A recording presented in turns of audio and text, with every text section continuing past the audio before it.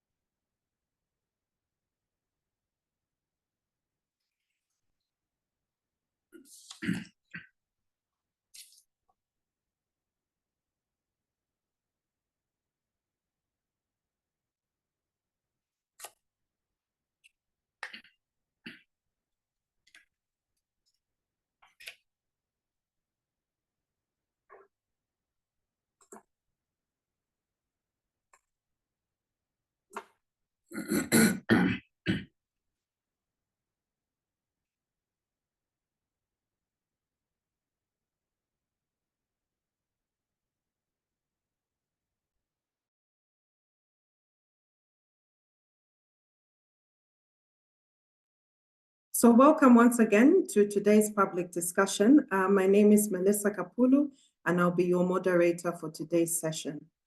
Today's session is one in a series of meetings to discuss and go through a book launch. This is a book that was written by Dr. Sishuwa Sishuwa, a historian, and in a moment or two, I'll ask him to introduce himself.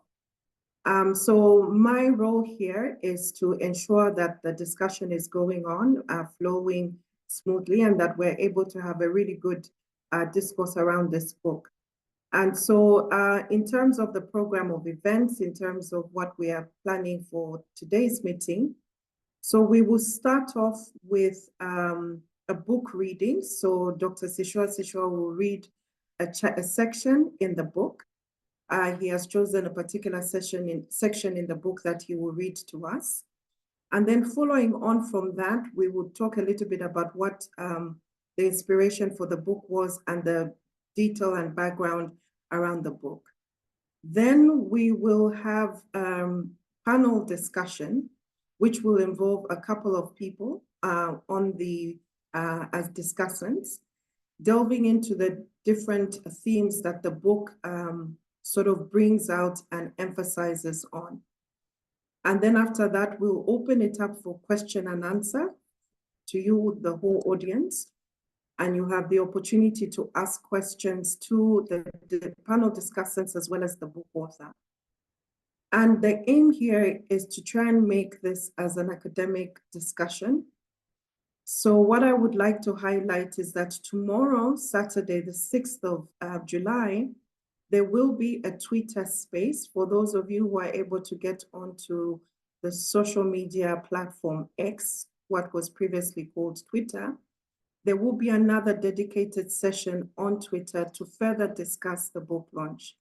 I would also like to highlight Dr. Neo Simutani has written an opinion piece around the book published today in Digger's newspaper, and we will share the link in the chat for you to further go through and get more insight around salient points that have been raised within the book. So to set us off, just some ground rules. Please unmute if you're not talking. And you have options to put your questions in the chat. As I mentioned, there will be a dedicated question and answer session once we've heard from all the panel discussants. So if you have a burning question and you feel that you're not able to wait for the particular Q&A, just put it in the chat. We'll be able to pick it up so that you can ask your question. So I would like to ask I'll ask Sishuwa to go ahead and introduce himself and read to us a portion of the book that he has chosen to read to us. Sishuwa, over to you. Thank you so much, Melissa.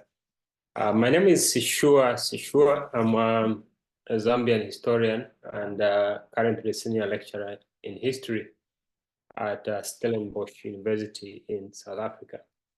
I would like to thank everyone who has made time to join this event, and also to extend my gratitude to the panelists who have made time to share their perspectives on the book. Dr. Aprabada asked me to read a section of the book, and I thought I should read the early years of Sata's life, which starts on page 40 of the book. It's titled Sata's Early Years. There are few aspects of Sata's life that can be stated as fact or with certainty. In other words, large areas of his life story are contestable. Sata routinely changed important aspects such as his name, ethnic identity, profession, principles, and personal history, depending on the prevailing circumstances. Even his date of birth, an aspect of life that one would ordinarily consider unalterable, was for him subject to change.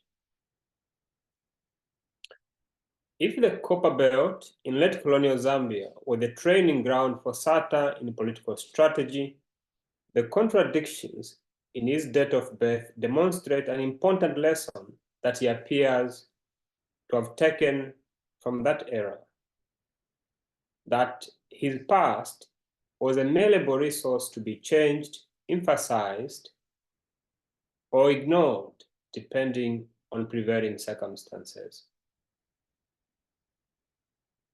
In an interview on 26 April 2011, Sata stated that, quote, "I was born on 6 July 1937, unquote. He maintained this date 4 months later when entering his personal details on the nomination papers for Zambia's presidential election of 2011. Following his election as president in September 2011, Sata, and Zambians more generally, celebrated his birthday on 6 July every year. It is, however, reasonable to conclude that despite what he argued later in life, Sata was born on 6 January 1936. This is the date that appears on his first national registration card, something I have produced in the book, which he obtained in 1965, a year after Zambia's independence. It is also the date that he reported in the Africa Yearbook and Who is Who of 1977, again, evidence is provided in the book, and that appears in the various electoral records from 1983, when he first ran for election in public office, to the early 2000s, when he was leader of his opposition Patriotic Front, PF party. Even as recently as September 2008, and I've provided evidence of his nomination forms, when indicating his personal details on the nomination papers for that year's presidential election, Sata wrote that he was born on 6 January 1936. These contradictions in Sata's date of birth are better understood with a brief analysis of the historical context of the early 2000s when he changed his birthday. Around 2008, at the height of the protracted constitution-making process, the governing movement Multi-Party Democracy, MMD, considered introducing an age limit of 75 for the Zambian presidency. The proposal was a constitutional maneuver specifically meant to exclude Sata from running for presidency.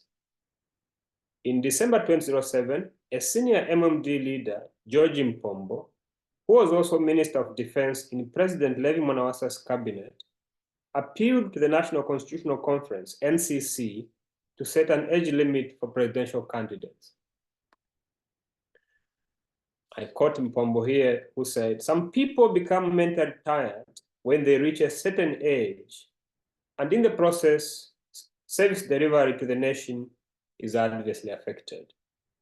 We really need to put in place safeguards.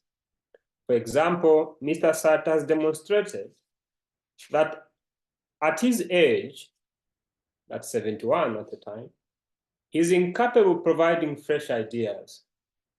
There are certain fellows who could be very bright, like Vice President Rupiah Banda. He is full of mental drive. He is an intellectual dynamite, but for Mr. Sata, the problem is his age, his mental capacity, coupled with his low level of education. He is woven from a different material mentally." End of quote from George Mpombo. Mpombo's recommendation met serious disapproval from civil society groups, opposition parties, and Zambians more generally. The most vociferous opposition, however, came from Sata, who in February 2008 argued that, quote, "The NCC wants to use my age against me to pass a clause in the Constitution that would block me from standing as a presidential candidate in 2011 on account of old age," unquote. In June 2008, President Mwanawasa, then 59 years old, overruled his Minister of Defense and other MMD leaders by stating that, quote, "The MMD government has no intentions of blocking Sata from participating in the 2011 presidential election by inserting an age limit in the new constitution. Mr. Sata is not a factor for us in 2011 because we are ready to face him and we will defeat him.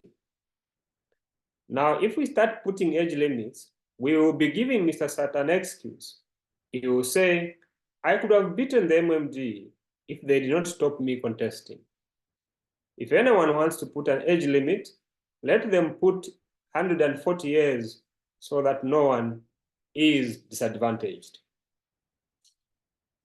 Unquote from President Mwanawasa. Mwanawasa, with whom Sata had earlier reconciled and whom he had pledged not to reproach publicly, died in office a few weeks after making the above assurance, triggering the 2008 election that was won by Vice President Rupiah Banda. Since the NCC was still in session under the new MMD administration,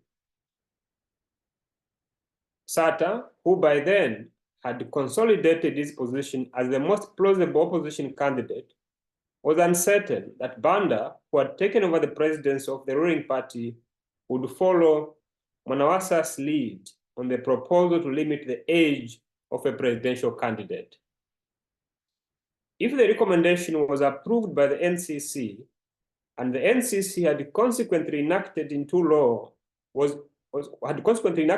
by Parliament ahead of the 2011 election, the PF leader was set to turn 75 on 6 January 2011, would have been ineligible to seek presidential office unless the elections were to be held before his birthday. Seeking to neatly dodge this prospect of disqualification,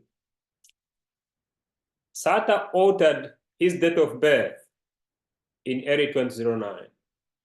Originally born on 6 January 1936, Sata's new birthday was 18 months later, on 6 July 1937. In 2011, he insisted that he would turn 74, not 75.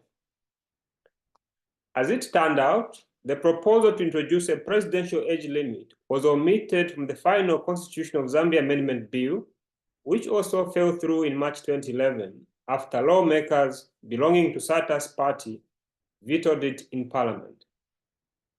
By that time, however, Sata was already enjoying the renewed youthful vigor of his revised date of birth. The choices of 6 July and 1937 for his birthday may not have been entirely random ones. 6 July was in fact the birthday of Colin Dunn, a British-born colonial police officer whom Sata, many years later, spoke warmly of as my first boss. Dunn was born on 6 July 1934. The possibility that Sata, seeking to make himself younger, may have adopted the same date for 1937 is reinforced by the fact that he met Dunn a few days before he altered his date of birth. And I quote here Colin Dunn's words in an interview. I arrived in northern Rhodesia in 1955 and was posted to Mufulira police in April 1956.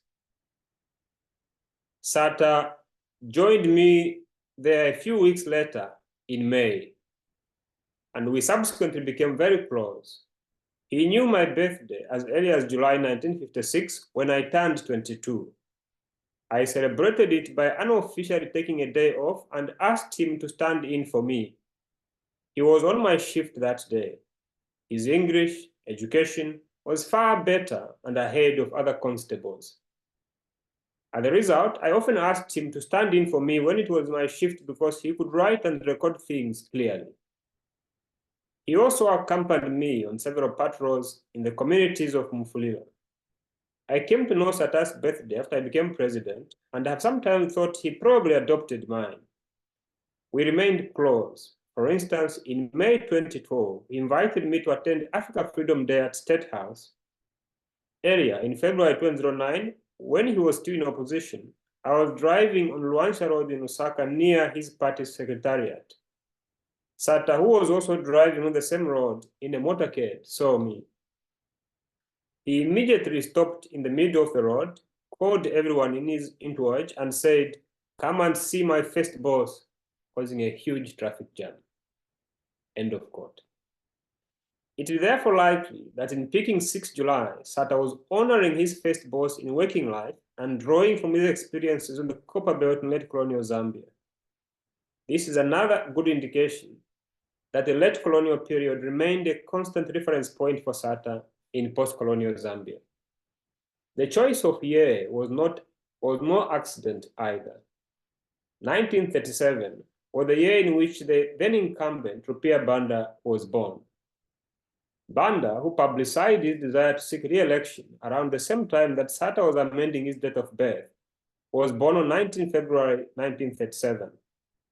By changing his year of birth, Sata changed from being 13 months older than Banda to being the younger candidate going into the presidential election of 2011.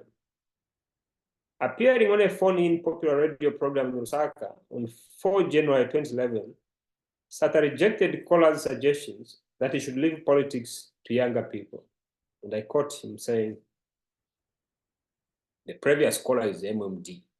He is saying I should retire because I'm old. But Rupiah Banda is far much older than me, so why don't you ask him to retire first?" Abdullahi Wadu was 74 years when he was first elected president of Senegal. But the people said, "We want this one," even when there were much younger candidates on the ballot. In 2007, Wadu was re-elected as president when he was over 81 years old. Today is governing Senegal much better than some of the younger presidents in Africa. Unquote. According to official record, Sata was born in Mpika, Northern Province, to Langford Juliano Muvanga Sata, a cook for a district commissioner in colonial Zambia, and Henrietta Kavuswe Bukali, a housewife. Sata's place of birth, according to the details of his national registration identity card cited earlier, was Lunda Chalo village, Mpika district. However, Sata, in the several entries he made for the electoral record, and in an interview, later stated that his place of birth was Chitulika village. Further investigation during field research, however, revealed that there had never been any village known as Lundachalo in Impika, while Chiturika emerged only in the early 1950s, and thus did not exist when Sata was supposedly born. These contradictions about Sata's place of birth have led to suggestions that he was probably not born in what is known today as Zambia. For example, in 2001, Sata sued Patrick Katioka, a Mpika-born Bemba political opponent, for claiming that he, Sata, was born in neighboring Tanzania. During the subsequent court process, Sata argued that he was born at Chilonga, a Catholic-run mission hospital in Mpika, and even called the priest in charge to testify in his defense. In the absence of definitive evidence, Sata's actual place of birth, like much else of his life story, remains ambiguous. Here I should mention that it's very unlikely that a black child in 1936 at 7 would have been born in a hospital that was catering for white settlers. Sata was the sixth of his parents' 9 children. Both his parents were Bisa from Pika district under Chief Chikwanda, the traditional leader of the area's Bisa ethnic group. Sata was named Michael Langford at his birth and retained this identity until the early 1960s, when, on his release from prison, a subject I discussed later in this chapter, and attempting to make a fresh start, he dropped the Langford name to become Michael Chiruka Sata instead. Sata attended Impika Local Education Authority native school in the late 1940s for his elementary education, Standard 1 and 2, before he proceeded to Kativunga in 1951 for Standard 3 and 4. Located in Impika, Kativunga was a lower preparatory seminary meant for the training of Africans seeking to become Catholic priests. It was run by the missionaries of Africa, also known as the White Fathers, who arrived in the region in 1891 before the establishment of British colonial rule. In August 1953, Sata, alongside 21 other pupils from the surrounding areas, enrolled at Kantensha, a recently opened upper primary Catholic seminary in Isoka district, about 200 kilometers from Pika, for his standards 5 and 6. He successfully completed primary education in July 1955 and obtained his standard 6 certificate, equivalent to grade 9 or junior school certificate in Zambia today, the following month. Sata distorts his educational record after his education at Kantensha.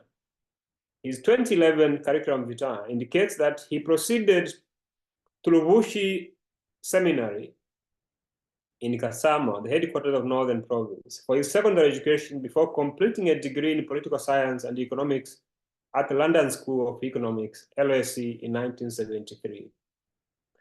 This is also what Sata told me in an interview, and what he indicated in his entry in the 1977 Africa Yearbook. Subsequent research, however, has revealed that both claims he made are calculated fabrications. Emmanuel Chikopela, one of Sata's classmates at Kantensha, who later attended Luvushi Seminary, recalled in an interview, and I quote, "We completed our upper primary education in July 1955. Sata, who was then known as Michael Langford, did not go to Luvushi Seminary, but obtained his Standard 6 certificate. We wrote the exams together and finished Standard 6 together. In fact, when we were writing exams, I was seated next to him. We parted in August when I went to Luvushi for my secondary education, while he later went to the Copper Belt in September 1955. There he joined the Northern Rhodesia Colonial Police together with Modest Soloti, who was also our classmate at Kantensha.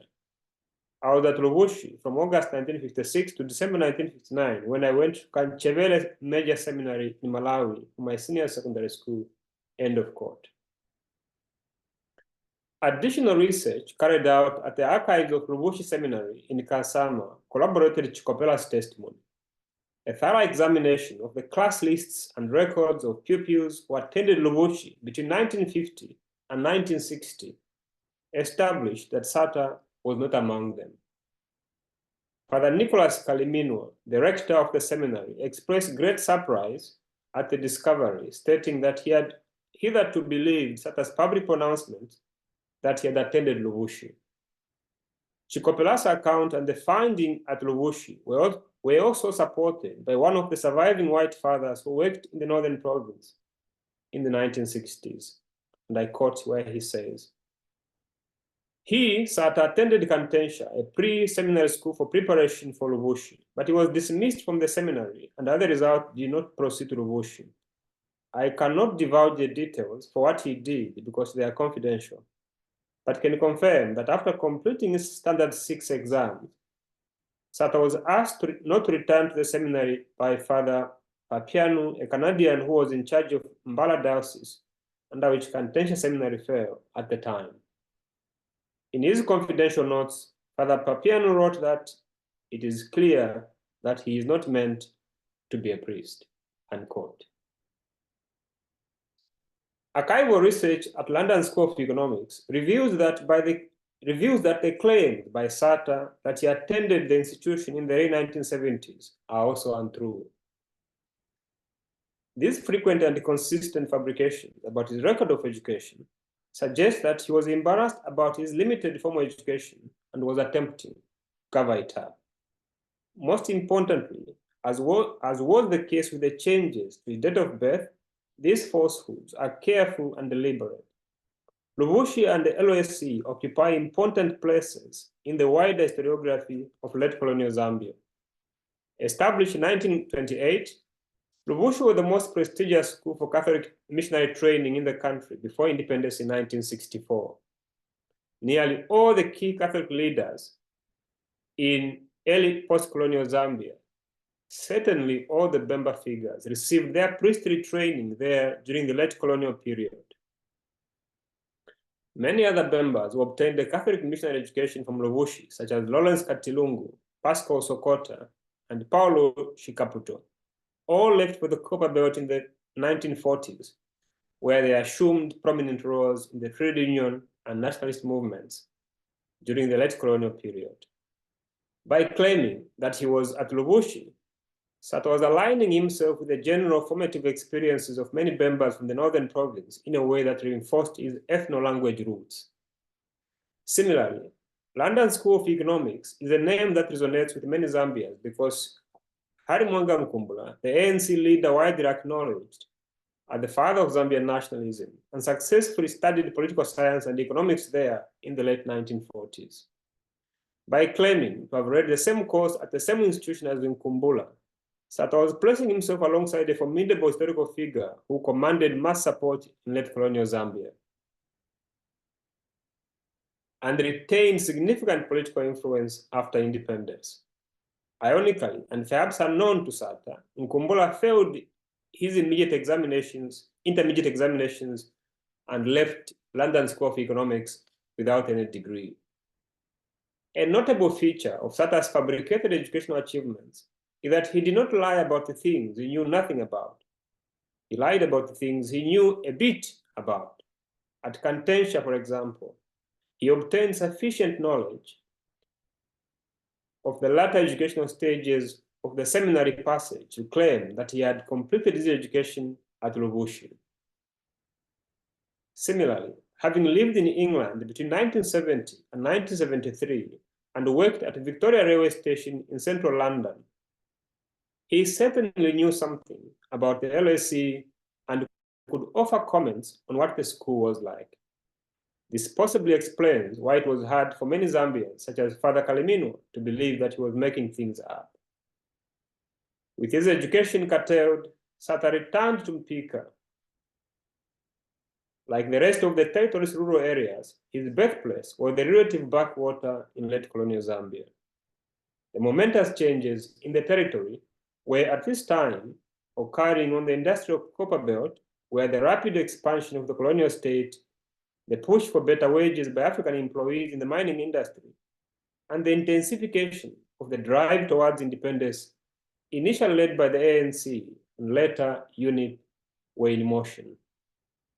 With very little happening in northern province in the early 1950s, Sata left for the Copper Belt in September 1955 when the anti-colonial struggle was gaining considerable momentum. What followed was the formative period, what would turn out to be a successful political career in independent Zambia. Thank you. Thank you so very much, Sishuwa, for a fantastic reading of the section of the book around Michael Sata's early years. I should note that for some of us who have had the privilege to read the book, it's really a page turner. And for those who are yet to have access to the book, please do buy the book because it really has a lot of insights around Michael Sata and themes around political parties, populism, as well as personalities within our settings in political sphere. So, Sishuwa, I know this was formed part of your PhD thesis. And I just want to, and I'll bring in Nick Chisman in a few minutes, and so that he can also introduce himself. So I just want to ask you, just give us a snippet of the journey through getting to where we are. We now have a book in our hands. If you could just give us a small summary of how this book came about. Thank you, Melissa. When I was growing up in Zambia, when I was still at the University of Zambia as an undergraduate, I was fascinated by the kind of crowd that Sata was able to pull at his rallies. This is in the early 2000, period between 2005 mainly and 2011. And people derided Sata as somebody who was uneducated, somebody who didn't command the respect of the elites. But what struck me most was the fact that for many ordinary Zambians, they looked at Sata differently. They looked at him as somebody who could represent their interests. And I was curious to understand what it is that they saw in Sata that the educated elite, for example, didn't see that made them look down upon him. So I started having this idea that maybe at one point I should look into his political life. But being an undergraduate, that idea did not germinate or gain considerable momentum until when I went to Oxford. And before going to Oxford, there was a discussion on BBC Radio, which I caught on the car. It was a BBC World Service. The speaker was remembering a hashtag and unpredictable politician. And I mentioned this point actually in the preface to the book, where I say this politician had a rude and aggressive style of politics seen by some as brilliant and others as a disaster. Though uneducated, this man was described as an organically intelligent politician who had a natural campaigning ability and whose public rallies attracted thousands. So when I heard that story, I said to myself, oh, they must be talking about Michael Sata. But the fact that they were referring to him in the past tense made me curious to the extent that I thought he may have died. But I was way off the mark. It turned out that the subject or the person we were talking about was not the still living leader at the time, Zambia's main opposition party, but it was a guy named George Alfred Brown, who was a British politician who served as deputy leader of the Labour Party in the 1960s and who died in 1985. Yet it struck me how Brown's rise to political prominence bore an uncanny resemblance to that of Michael Sata. It's funny talking about the Labour, given what is happening in the UK now in terms of the transition there. But both Brown and Sata had little formal education. You would think of Brown, for those who want to, an example of what is perhaps a living reference to or similarity. Think of Brown as Jeremy Corbyn, somebody who didn't go to Oxford, for example, like other British prime ministers, but who has a common touch, kind of element with a man of the people common touch and a talent for making mincemeat of their more educated opponents on the campaign trail. Both Sata and Brown cut their teeth in the trade unions, were elected as members of parliament in urban constituencies, and rose rapidly within their respective parties. Brown held several cabinet positions under Prime Minister Harold Wilson during the 60s, and they included Foreign Secretary and First Secretary of State, which effectively made him the second in command.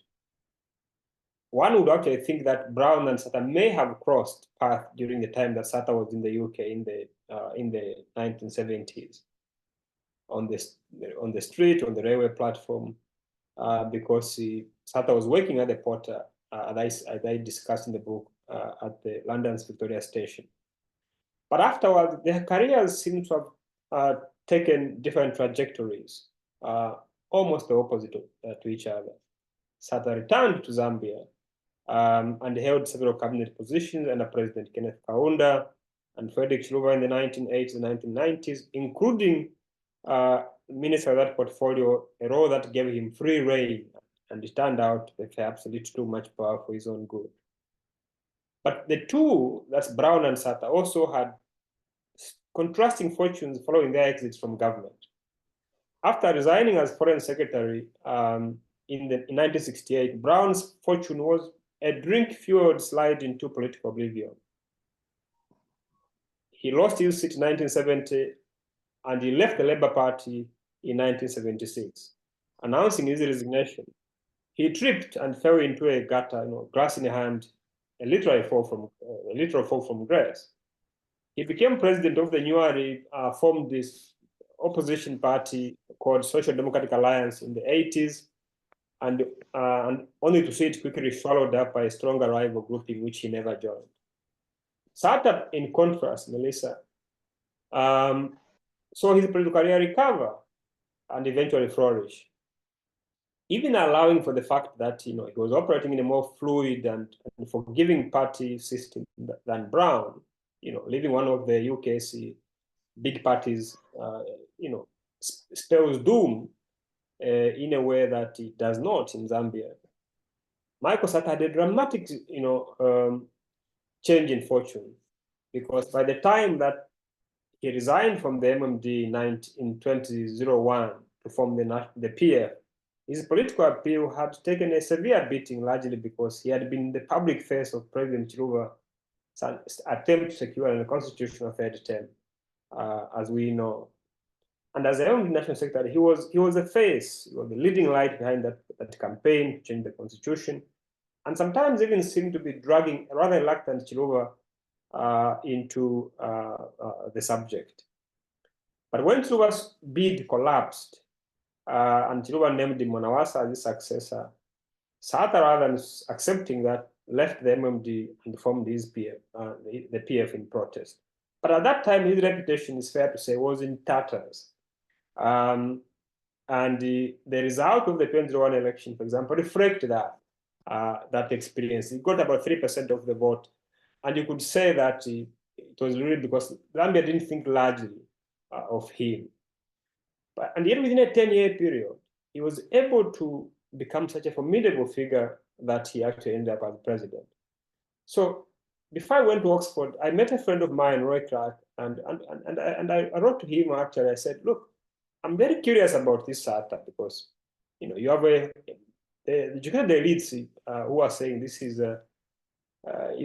they see him as a scatterbrain, somebody who doesn't deserve much in the way of respect. But you have this mass of the population that actually see him as their redeemer.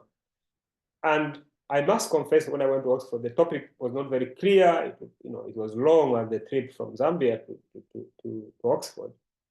But I had a very, very good supervisor, Nick Chisman, who refined it, and through conversations made me convinced that I could actually get something out of this. And that's how I started working on this topic as initially for my MSc dissertation. We're looking at Sata's rise between 2001 and 2006.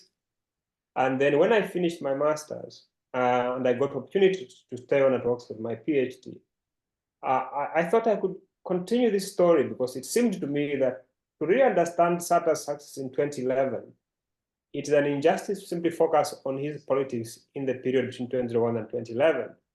And I thought of looking back to say, where did all this come from? And the more I looked back in the 1990s, the more I found Sata in the decade before.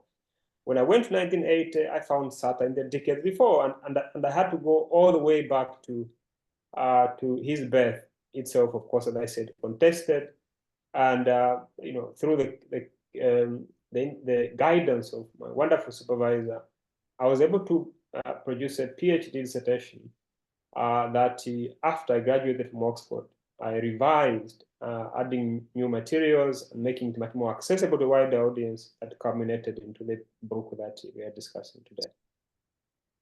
Fantastic, Sishuwa. And I think this is the right point now. We can bring in that wonderful supervisor that made the journey a little bit more clear and shorter. So Nick, I'll ask you to introduce yourself and tell us a bit more about yourself, then we'll go into a bit more discussion. Hi, everyone. It's lovely to see a lot of old friends on the call. Lovely to see Sishuwa and you as well. And it's great to see you and people who've come through Oxford at that really magical time, I think, for many of us. I'm Nick Cheeseman. I'm now the Professor of Democracy at the University of Birmingham. At the time, I was an associate professor at the University of Oxford, working in the African Studies Centre and supervising students. And one of the great things about that time was the many brilliant students we had. I see some of them on the call and of some of them organizing this wonderful event. Thank you. And Sishuwa, of course.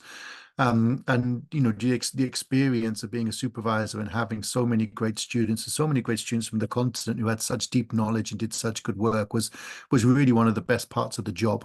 I should say, though, it wasn't a supervisor, it was a supervisors. And my colleague Jan-Georg Deutsch, who sadly died, was a key part of the supervision team. And we worked very well together, because what people need to know about the book is that this is a great work of history as much as it's a great work of political science. It's really a great combination of the two.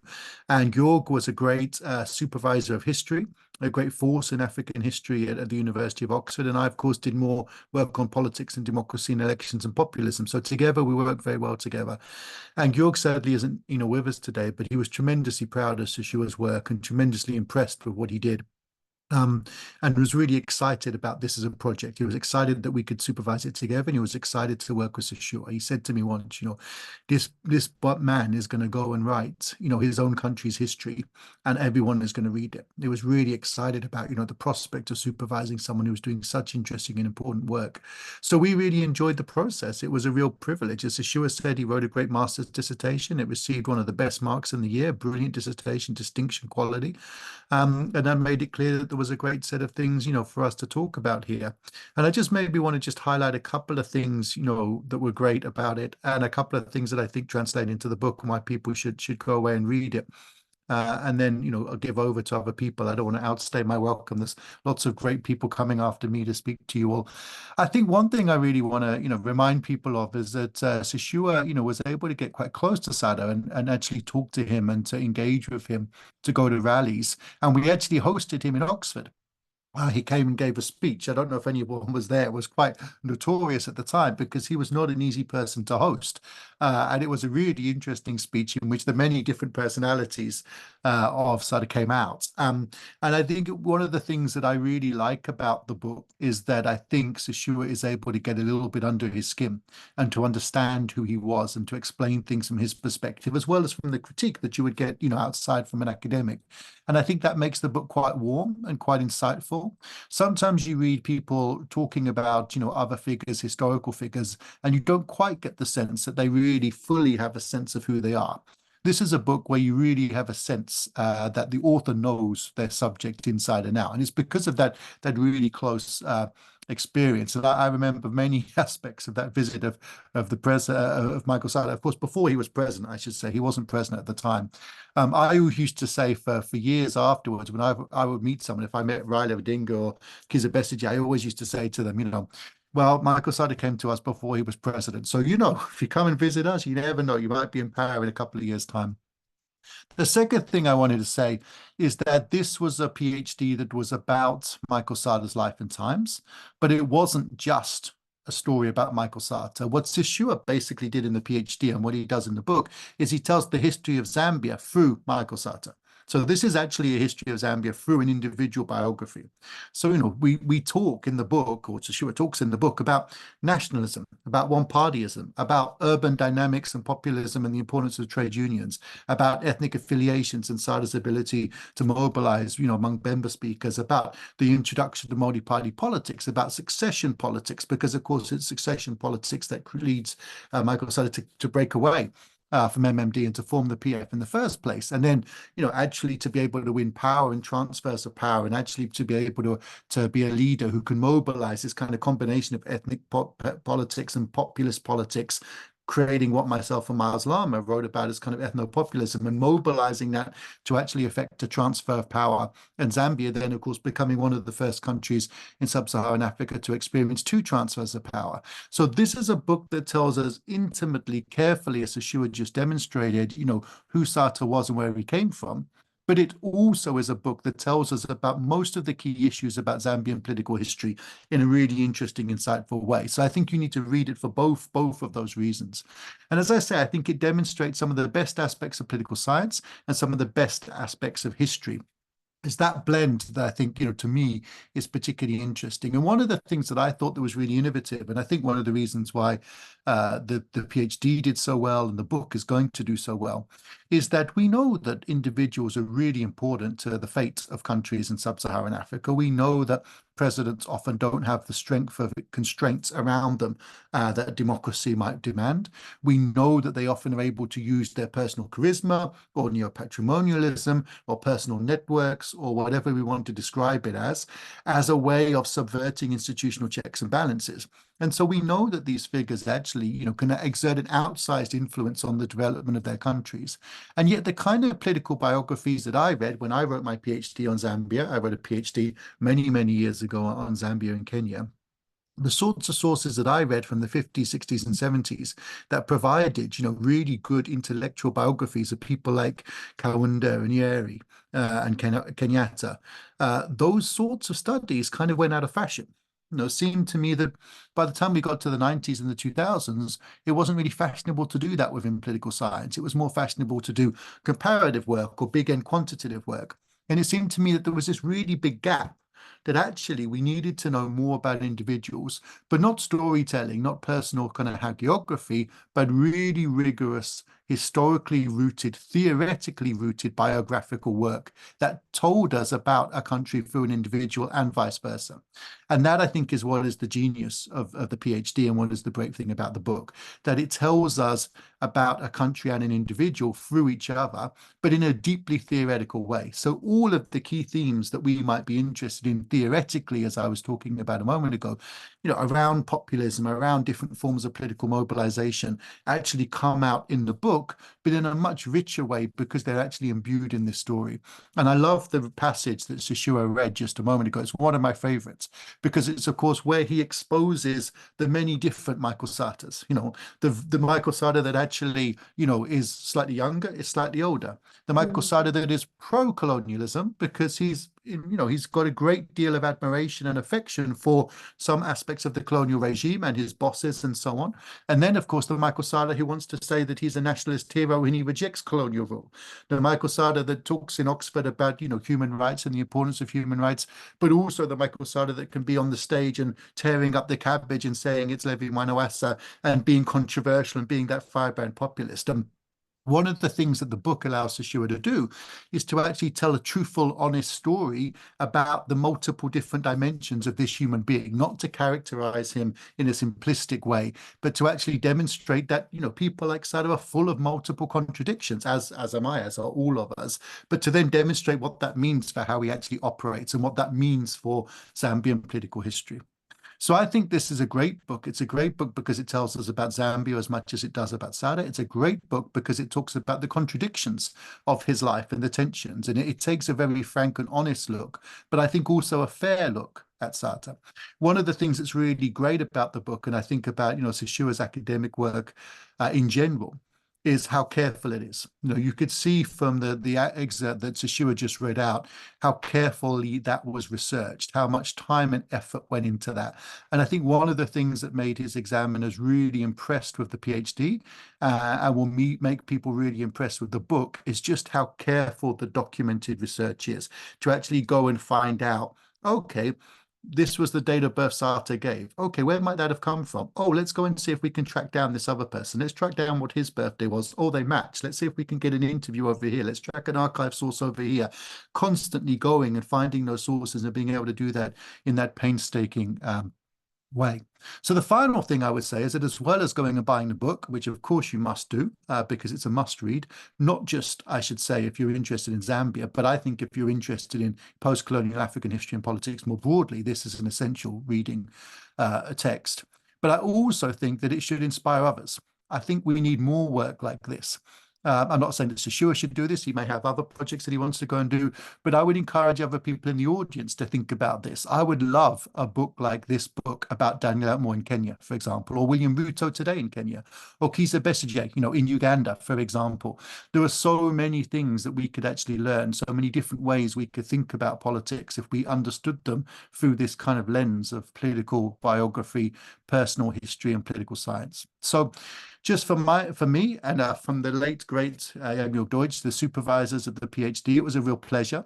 There's nothing much more fun than supervising, a really smart, hardworking person who really deserves it, comes through a lot of adversity, produces something that's really, really good, and then publishes it as a book for other people to read. It's a real privilege just to be part of that journey. So thank you very much for the invitation to be here today. It's been a real pleasure. I'll be a part of the discussion. I'll stick around, but I'd love to hear what everyone else has to say. So I'm going to be quiet now and say thanks so much, and over to you guys. Thanks, Nick. That's great. So I'll just ask Sishuwa to come back and just give us a small response to Nick, because I think there's a lot of background. Sishuwa, where are you? There's a lot of background. There you are. There's a lot of background to what we see right now is a glossy, fantastic. In fact, I love the cover. What we see is that glossy bit, but can you just tell us what it really, you interviewed Sata more than once to really try and get to know this man, this larger than life character, because like Nick said, throughout all our lives in Zambia, we've seen different personalities or different phases or facets of Michael. But just tell us one thing that you came out of having interviewed him, even in fact at different times of his political career, particularly during opposition time and in his presidency. So maybe you can just tell us in a few sentences, historian, few sentences. Thanks, Manny. No, Sata was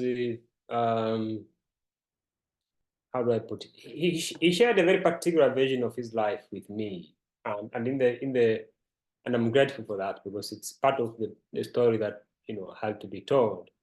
Even when he became president, he found time to meet me and to talk to me about my research. And before he won the presidency, so we sat a couple of times to interview him. And I think that the key point for me is that this wasn't just a story about the individual, as Nick said. It was really a way to understand the role of the individual in broader processes of political and historical change. We often think of nations as entities, but actually within nations are people, and these people include politicians, whom many of us despise, especially when they fail to deliver basic services. But the politicians also work through institutions like political parties. Sata was a member of UNIT, was a member of the MMD, he was a member of the PM. And these are the three institutions that dominated Zambian politics, for example, from the 1960 when UNIT was formed, for about 2014 when Sata died. And so studying the individual's role in these institutions is an important way of demonstrating the synergy between the person and the structure. How do institutions constrain the role of the individual, but also how does the individual manage sometimes to work over or beyond these institutions to actually advance themselves. Sata was very good at that. He was a gifted orator. He is key gift, I think, if one may call it that, was reading the mood. Before independence, he's a colonial constable who is fighting against nationalists, policing the actions of Kaunda and his friends. When he notices that the mood is changing, he jumps and becomes a radical trade unionist and nationalist, fighting against the very people who had served as his employers just before.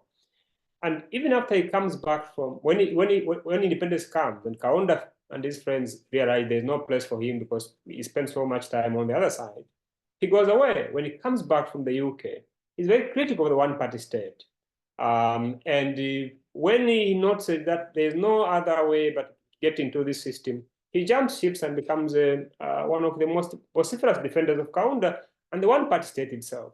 Even when the MMD was being formed in 1990s, Sata remained a supporter of the one-party state and saying, no, we can't do away with Kaunda. If there's God above, our God on earth is Kaunda. Multi-party politics would damage the country because of ethnic strife. But when he noted that the people had shifted, they were no longer interested in the one-party state because the reasons used to advance to justify it, the liberation wars had ended, he jumped ship and became a Democrat overnight. He of course disarmed Kaunda and his friend, Chiluba and his friend, and said, I'm not looking for any position, I'm just here to help you get rid of Kaunda because I know him. Of course, he didn't stick to that. He ended up standing as MMD local government chairperson, and he defeated a founding member of the MMD. And in the Chiluba decade, he remained very close to Chiluba and critical of Kaunda, whom he had served the decade before. And very, very loyal to Chiluba in the hope that Chiluba would nominate him as his successor. When that didn't happen, he jumps ship to form his own party and becomes critical of Chiluba. People at this time are saying Chiluba is a corrupt fellow. They forget his contribution in terms of the ZCTU days, the other unionist, and he goes with the flow. But when he notices that he can get something from Chiluba in terms of identifying himself that way, and as I show in the book, sometimes the government thinks we are fighting corruption, but the way in which you do that actually matters. And he sees this on this, as well as Monawasasi anti-corruption campaign to mobilize support in areas where Chiluba comes from. And he wins support 10 years later. There are other instances where Sata is a member of this organization, for example, or he aligned himself with civil society. So studying the individual in that way is a way to understand broader process of political change. And talking to Sata was helpful because you could see the tension between self-presentation on the part of the individual, and as well as what actually happened, what countered the historical truth. You have to give Sata credit, and I try to do this throughout the book, where I demonstrate his strategy in mobilizing people in a way that other people fail to do, but I also demonstrate his flaws. Thank you very much, Sishuwa. I think that nicely segues us into having Winter Kabimba talk to us, because he's had also the opportunity to have a different lived experience. And Winter has now also read your book. So Winter, I just want to call upon you to give us your perspective around the book, but also to tell us your lived experience, knowing and putting the book into context based off of that.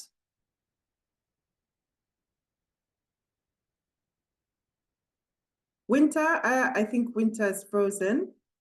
Winter, are you there?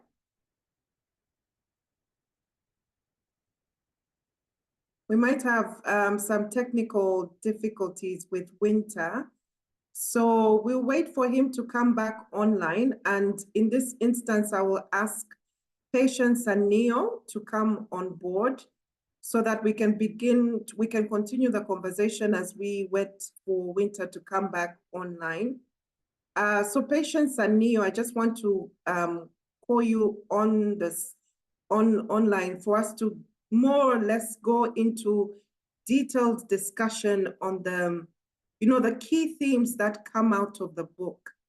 And we see quite a lot around the personality, not only Michael Sata's personality, but also the personalities of the people that kind of he works with and who he influences and rallies along as he moves through his early years into his presidency. So maybe you can just give us your perspective, Patience, having read the book and taking your lens as an anthropologist. So first introduce yourself and then give us your perspective. Thank you, Melissa. So I'm Patience Mususa, a senior researcher at the Nordic Africa Institute, but I'm a Zambian anthropologist who's done work on the Copper Belt. And it was a real pleasure to read Sishuwa's work at a time when the Copper Belt effectively became almost Sata's laboratory for kind of populist political mobilization. I attended a rally in that he held once in Freedom Park, and it was really quite striking, the different cross sections of the population that he was able to bring together and mobilize. But what was really striking actually was the performative aspects of his politics. Sishuwa describes really well in the book almost the kind of shape-shifting character of Sata's persona over the years that Nick also alluded to. And it's this particular dimension that I think is quite interesting in thinking about the book in broader context beyond Zambia. What does it tell us about a particular kind of politics, in this context, populism? What can we learn about the kind of performative and rhetorical styles that these leaders, such as the late Michael Sata, who are presented as charismatic leaders, deploy? And there's several aspects that I think are really quite interesting, as we are living in this kind of particular global moment where we have Donald Trump vying for the White House. We have Javier Milei in Argentina, populist leader, in office. Prior to that, we had Berlusconi, but today we have his protege, Giorgia Meloni, in office. The UK has Nigel Farage waiting in the wings, as a kind of, this populist leader. And so there's something about, that the book, and I think in the way that is presented in this kind of life history, social biography, but also in the careful way in which he interviews multiple people, in the way in which he was seen and presented. So there's this kind of reference to Sata as King Cobra, as a man of action, as a redeemer. And these kind of shape-shifting aspects, I think are really, really quite interesting to see, both in rhetorical, but also in terms of the performative style. It's also quite interesting because one of the aspects that he was able to do was also like working on the Copper Belt at a time of long-term, severe, protracted austerity, where people felt they had been left behind, was also that particular ability to kind of tap into what one would describe as the structural feeling of the time. And Sishuwa's book highlights that, how he was able to go in the various contexts, both the Copper Belt, out in Northern Province, touching on issues to do with Bemba nationalism, out in Western Province, touching on issues to do with Barossi secessionism. But it was also what I'll describe as the more transgressive aspects, that also quite characteristic of this kind of style of populist politics that are quite interesting, where he mobilized something that was seen as an anathema to Zambian politics, this motto of one Zambia, one nation. Nobody should see themselves as more important or more unequal than the next.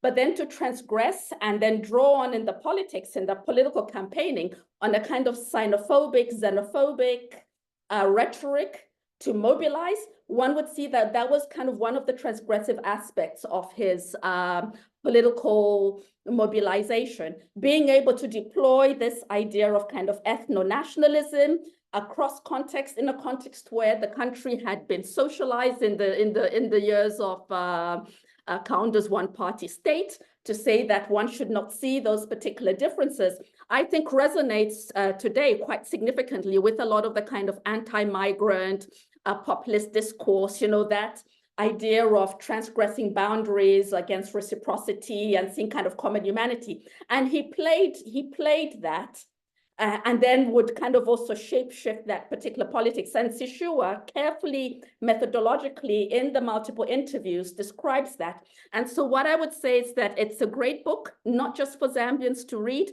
but it's got also really, really significant relevance actually for understanding the kind of broader political context within which we live, where it's not really a transformative politics, right?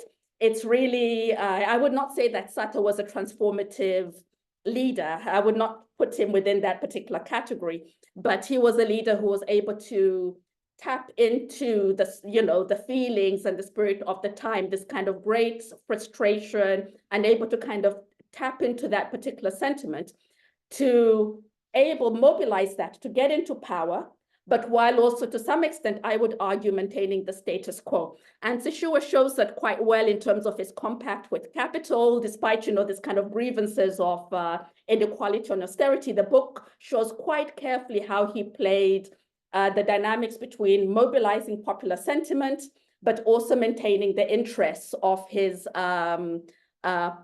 political backers that shifted from time to time. So a great read, and it was a real pleasure to read, and relevant for anthropologists, social historians, political scientists, but also people wanting to understand this particular global moment. Thank you very much, Patience. And I think it's important now that I bring Neo into the conversation. So Neo, just introduce yourself and tell us a little bit about yourself. But I also want you, as you delve into this discussion, you've done quite a lot of work around the political environment within Zambia and trying to understand how all of these interact, whether it's the global space, etc.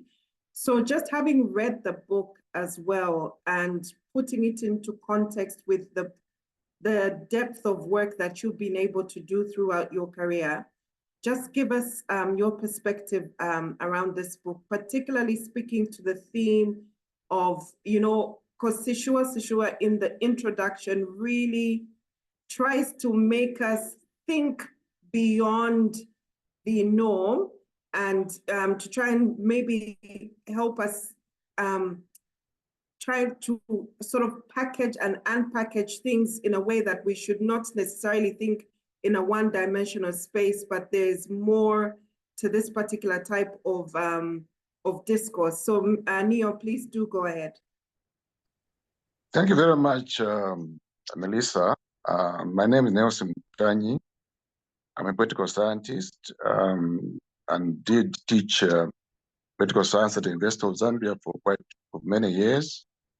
I'm now kind of retired, but I'm active as an academic in that I'm involved and engaged in these debates and participate, as you rightly said, in reviewing articles and, of course, in engaging these discussions. I should admit that I did discuss or the privilege to talk to Sishuwa and even encouraged him to research Michael Sata. At the time when Michael Sata was just really starting to come on the scene. So I think the importance of this book, and I'd like to congratulate Sishuwa for this book. Can you hear me? Can you hear me? Yes, now you're back. Thank you. I would like to congratulate Sishuwa for this book because I think it is a book that needed to be written. As Nick has rightly said, it is a book about Zambian history, Zambian political history. Very little has been written on Zambian history, actually. There are snippets here and there, but what Sishuwa does is to to trace the various processes in the development of our politics over the last 50, 60 years, and does it in a very, very fascinating way, in that he uses the lens of one individual, that is Michael Sata. Now, what is interesting also about the manner in which he does this is that he looks at certain weaknesses, which then are turned into positive things. For example, the little education that Michael Sata had, his not a very illustrious career in the police, in the colonial police, but uses it in such an innovative way that actually those were important training grounds for this individual. We also see in this book the role of ambition, that this man was highly ambitious from as early as the late 50s. He wanted to be a colonial leader.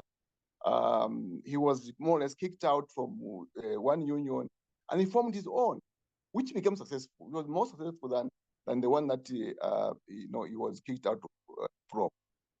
The other thing which is interesting, I think, in this book, is that Sata was a flawed character. He had a lot of weak points as an individual, but those weak points he was able to actually use them in ways that were positive.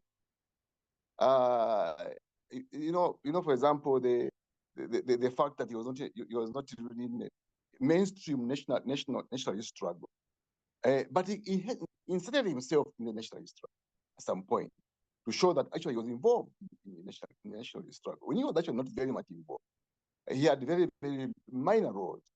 In the one-party state, he did play very significant roles. In fact, I was privileged to watch him at the very beginning when he started,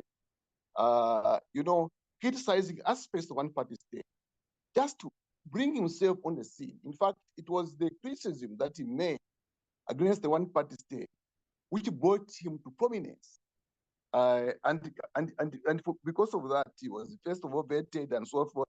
But eventually, he learned that he needed to do certain things to be accepted in the political system, which he did.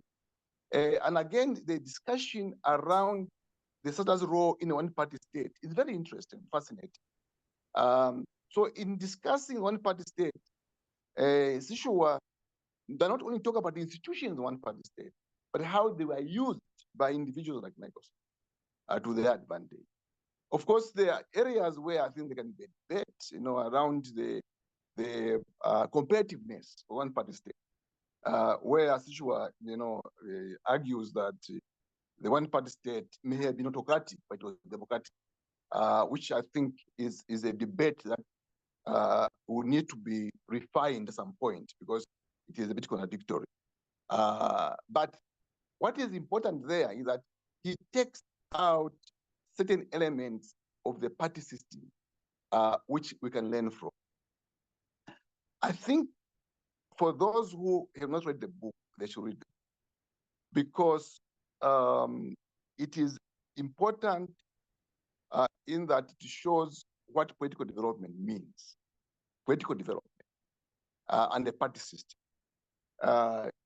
Clearly, we don't have a thriving party system, but here's an individual who utilizes the rudiments of what exists as a party system in Zambia to actually get himself into power. Now, he may not necessarily have succeeded, because many people formed political parties for purposes of actually coming to power. But what did he do differently? I think this is really what is interesting, especially for those people who are interested in politics, interested in getting into politics, that this individual is interested in ensuring that he understands who can get him where he wants to go and how he can get there. Despite his baggage, because he had considerable baggage, by the time he was getting into power, he had to sell bargain. But he was able to turn that around in ways that many politicians are not able to. No, he supported the one-party state. He was said to be corrupt in the multi-party system. He was violent, manipulative, opportunistic. There are so many negative things about Michael Sata, which Sishuwa talks about. But he was able to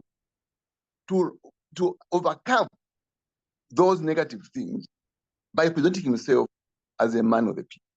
And I think that is very important. Why it is difficult for other politicians to do that is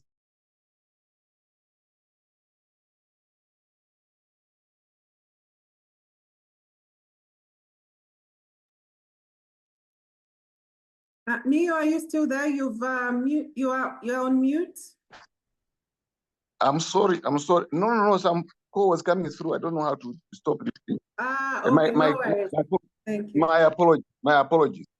So the book is in a party system. I think it's one of the best books ever written in Africa, because what Sishuwa does is to show how party mobilization can be done, how elections can how people can compete in elections, but also he challenges the role of institutions. And I think that is a very interesting contribution that he made, that we should not discount the importance of ethnic mobilization. Because somehow in the literature, we tend to think that to mobilize ethnic groups or regions as political bases is a negative thing. And I think Nick has written on that and others. But what Sishuwa does to show that actually ethnic mobilization can be positive because it establishes power bases, and that those power bases can actually be useful in getting an individual or a political party to power. And Sata built his power base using the Bemba speaking. He was not apologetic about it. He actually consciously did that. And you will see that even when he was in MMD as National Secretary, he used tribe or ethnicity to actually discount or disqualify others. But when he formed his own party, he used it for his own benefit. That was the base. So he had to find grievances and issues that were relevant to that group of people. So he built a power base. And that power base was essential for him to actually manage to come to power. No political party can win power without a power base. And Sishuwa's contribution, I think, is very, very important in discussions around ethnic politics, that actually a power base, regardless of whether it is regional or ethnic, is essential for any political party to succeed. And I think that should really be acknowledged. Lastly, I think what Sishuwa does is it goes beyond what many biographers have done. Most of our biographers have tended to concentrate on leaders who have succeeded. The starting point is that the leader is now president, so now they go backwards to try to eulogize them and bring out only the positive things about them. What Sishuwa did was to study a character who was not in power, to follow how they went, how they progressed, and until they got to power. That I think is different. Most of our biographies are those that actually more or less celebrate and bring out only the positive things. And this is what makes this work extremely important, because it's balanced. He did not expect and not know when he started this way that actually Sata would become president, which is interesting, because that takes out the bias. Because if he knew, this person would become president, I think it would have been difficult. But he goes back and forth, and he does very, very careful research of more or less checking the data and showing the importance of you know, the more or less the passage you read of the contradictions, some of the contradictions that were there in the record, you know, in the profile of this man, because this was a man who actually liked to project himself differently from, because he was always, you know, I would like to use the word showman. You know, he wanted people to take him, you know, this same thing of the man of action. It's not something which came from the people. It was him who gave himself that time. Actually, I'm a man of action, and that extra thing, done this kind of things at the Minister of Labor, I could achieve this. At the Minister of Health, I could achieve this, and so forth. So there were so many things that actually he himself, more or less talked about for himself. But his ability to bring different actors and build networks across various social groups, I think was one of his skills. But I think this is what lacks in most politicians, to be able. Because this is the man who worked even with people who are against him. He worked with his own opponents. He had the courage to bring them into his cabinet when he won. Yeah, and that was fascinating, because, you know, most politicians don't do that. But for him, he started from nothing, from zero, from 3% and 1 MP to 46 MPs. And what he did was, anyone who is interested in joining him was available. He was welcome. Even if there are people who actually once at one time in Saturday. Yeah, I know my apologies. William Sander, for example, was one of the people who, I think, even accosted him or something like that. But he was able to work with him despite what he did to him before. So I think I'll stop there. There are many areas that we can discuss. I think I can come back later. Thank you very much. Yeah. Thanks very much, Neo. I think there's so many things that we can pick out of the man and how he integrated himself in the I consider him a man, to me, I would sort of say that he was a man with, like a cat with 9 lives. He presented himself differently every time he had to resurrect his persona. And so I want us to come to the politician in the room. And Winter, I know you've been smiling and, you know, just nodding and to the conversation that we've been having. You had, I think, a unique opportunity to work with Michael Sata in different aspects, to the point where you were, you know, in PF, to the point of PF. So maybe you can introduce yourself, and then I'll ask you the question. Thank you, Melissa, and hi to everybody on the panel. My name's Winter Kavimba. I'm a trained lawyer by profession, but I'm also what we call a local government practitioner. I joined the local government system in 1981 straight from the university, and that's the only career that I have known apart from the career of law. And I think it is local government practice, you know, that brought me into contact with the Michael Sata in 1981, immediately after I left university.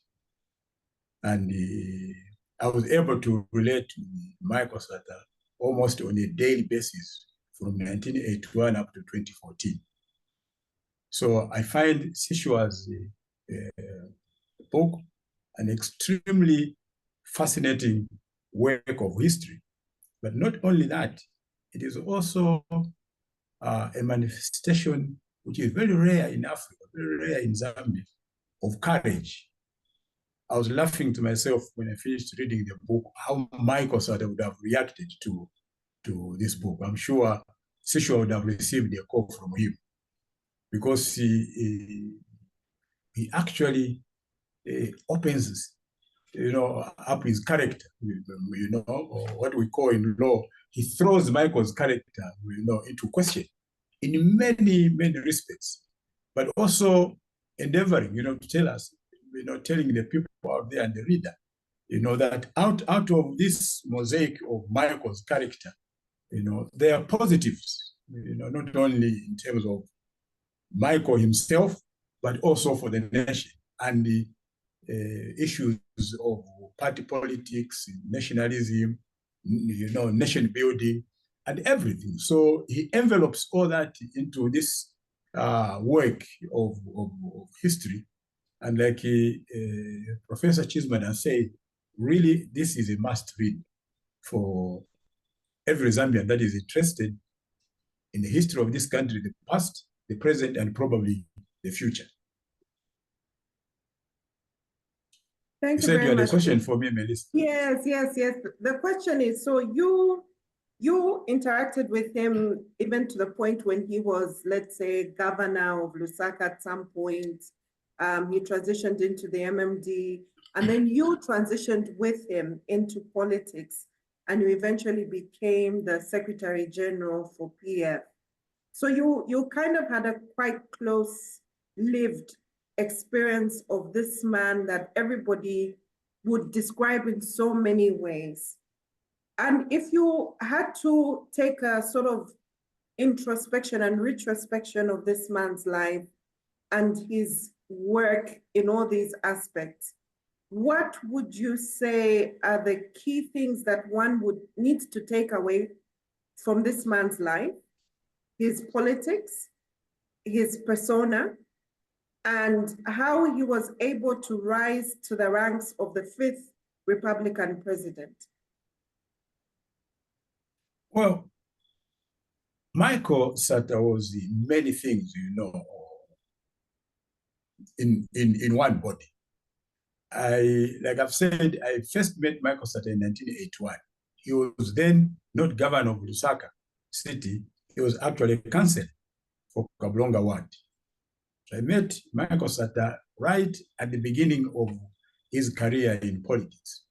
Before that, he had been vetted once by Kaunda from just becoming a councillor on account of his membership of the United Progressive Party of Simon Mwanzaka Pwepwe during the time when he was in Kitu. And he pushed in the next application, and it looked like Kaunda had no choice and the Central Committee but to adopt him. And he won his seat as a ward chairman and also a councillor for Kablonga Ward in Lusaka.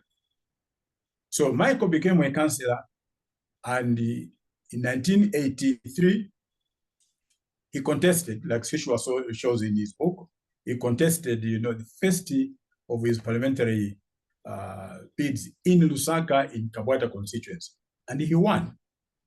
And it was after that Dr. Kaunda appointed him as governor.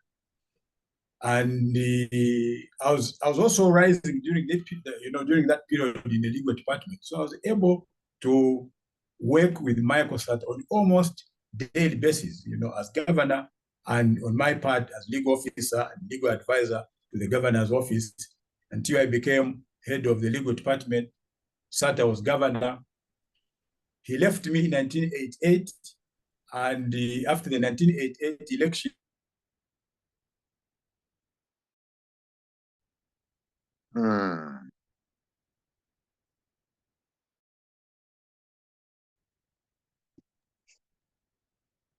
Winter, are you still there? We might have lost Winter, and I hope that he can come back. He then became Minister of State. Sincere apologies about that. We've lost Winter again. I think he's coming back. So we will just make sure that he's able to hold the thought and tell us. So Winter, can you hear us? Go ahead. We lost you for a few minutes, but please go ahead.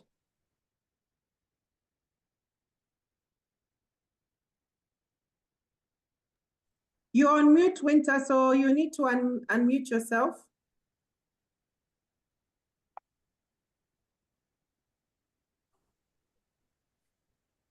Can you hear me? Yes, now we can hear you. Thank you.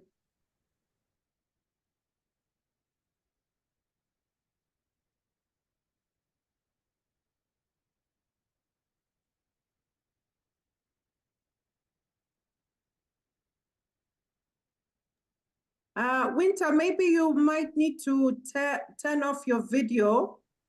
Melissa, Now can you you're hear me back. now? Yes, you're back now. Thank you. Go ahead. Thank you. Thank you, Melissa. So I was saying that Dr. Kaunda transferred the Ministry of Decentralization to the Prime Minister's office, who was then Mariba Masheke, because he didn't want, or he didn't think that he could appoint Michael Sata as the minister for that ministry. But then, as he did that, because Michael was no longer governor, there was a vacancy of a governor in Lusaka. So he had to find somebody to take over that position of governor in Lusaka. And his nominee then was RB, was Rupia Banda. And when Rupia Banda was offered this appointment by Kaunda, and this is RB's story himself to me, that he was going to be governor of Lusaka, RB put a condition to Kaunda and said, I can't be reporting to Michael Sata as Minister of State. So Kaunda, in his own political skill, decided the position of the governor of Lusaka will be elevated to the position of what he was to be called the senior governor.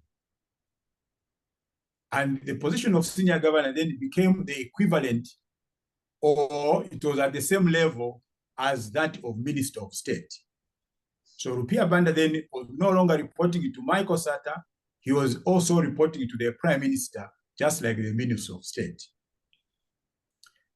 And I remember one day sitting in the office with Michael Sata, and some lady called him from Nairobi and trying to find out what he was doing.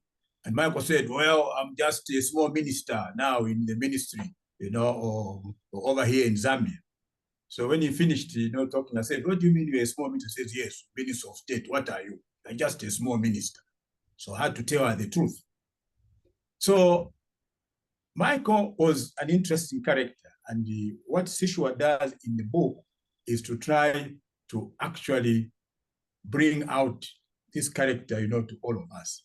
For me, that new Michael from 1981 to 2014 participated in his political program and also worked with him in management positions, because the position of governor for Lusaka was actually an executive position at the time. Under the Local Administration Act of 1980, there was a section 15, which Michael found very fascinating, because it said the governor shall be in charge of the day-to-day administration of the council. So every time we tried to challenge him about the limitation of his power as governor, he went to section 15. He says, do you understand what this section says? It says the governor shall be in charge of the day-to-day administration of the council. So I'm in charge here. And then it sounded a very reasonable argument, because it didn't set, section 15 didn't set any limits, any boundaries of the governors. So he could do everything, literally, in his understanding. And Michael enjoyed the power, enjoyed, really being in charge. So Sishuwa attempts in the book to answer the question that I never got the answer for during my undergraduate days at the University of Zambia. Does history make leaders, or do leaders make history? I never got the answer. And even from Sishuwa's book, I still can't get the answer. Did Michael Sata make history? Did history make Michael Sata? So Michael Sata comes across anybody, a person like me that worked with him, and reading Sishuwa's book, which complements, that. By the way, I've just finished writing a manuscript of my own autobiography / memoir, and a portion of it is my journey with Michael Sata. So it will in many ways bring out another aspect of Michael Sata at a personal level. Michael was able to be one person in this situation and another person in another situation. So Michael was able to mutate from being governor during the day and being a family man in the evening. When I went to see Michael Sata at home, away from the office hours, you'd never believe that this is the man that I was working with during the day. Good husband, good father, very, very amiable to his family, very calm. He never raised his voice to his family. He was just a different person altogether. He showed you a totally different character. But Michael could be one thing today and one thing, another hour. He could be extremely kind and extremely difficult, or unkind, for want of a better term, especially to his political opponents. And I saw him many a time behave in that manner. So he cultivated this career which resonated very, very well to different groups of people, especially the poor. Michael had a heart for the poor people. Up to the time when he became president, Michael would say, I don't drink mineral water from the bottle until all the Zambian people are able to drink potable water, until all the Zambian people are able to have access to clean water. I never saw Michael Sata drink water from the bottle, what has become very common today. So he had this soft spot, for the poor people. He identified himself with the poor. And when it came to that group of people, Michael didn't know any tribe. He was able to play his ethnic politics with the fellow politicians, the elite, but not with the poor. He treated the poor people the same. He had this soft spot, this vocation that his life is about service to the poor. And he saw his own programs, his own philosophy about his politics in terms of how he identified himself with the poor and to what extent he was actually able to save the poor. I'll give you an illustration. The flyover bridge that you see at Zesco today actually came about when a cyclist was run over by a train, a goods train, at that junction. And the following day, there was a screaming headline in the Times of Zambia that this poor fellow was run over by the train. And Michael Sata called a management meeting and said to us in the meeting, we can't allow a situation where a train has to run over a poor person like that, poor cyclist. So we need a bridge there. So we didn't know what he meant. And he said to the Director of Engineering Services, can you work out the budget for putting up a bridge at that junction? And when the budget was presented, it was something like 13 million kwacha there. And Michael Sata said to us in a management meeting, we are going to share this budget on a 50% basis with Zambia Railways. And late Anderson Mazoka was then general manager for Zambia Railways, resident in Kabwe, where the headquarters is. And he called Andy and he said, can I see you in my office tomorrow morning? The meeting was postponed. The following day at 8:30, Mazoka was in Osaka. The meeting was convened, and he says to Anderson Mazoka, we have to put up a bridge, an overpass bridge, and Zambia Railways must contribute 6.5 million kwacha towards this project. And he said to Anderson Mazoka, I already have the 6.5 million kwacha. He didn't have. The council had no money. But he said to Andy, I have 6.5 million kwacha. I need a check from you for 6.5 million kwacha tomorrow. I want the check here so that we can start this project. And Anderson Mazoka said, yes, Governor, the check will be delivered tomorrow. He dismissed Anderson Mazoga from the meeting, and he said to us, you see, I've raised the money. Can you start mobilizing? And the following day, the 6.5 million kwacha check from Zambia Railways landed in the governor's office. And we commenced the project out of 6.5 million kwacha before the council could even find its half for the project. The project ended up costing 54 million kwacha, but did Michael care? The bridge was there. And Kaunda, I remember, came to commission that bridge as the president. So I'm giving you this illustration to show, Michael's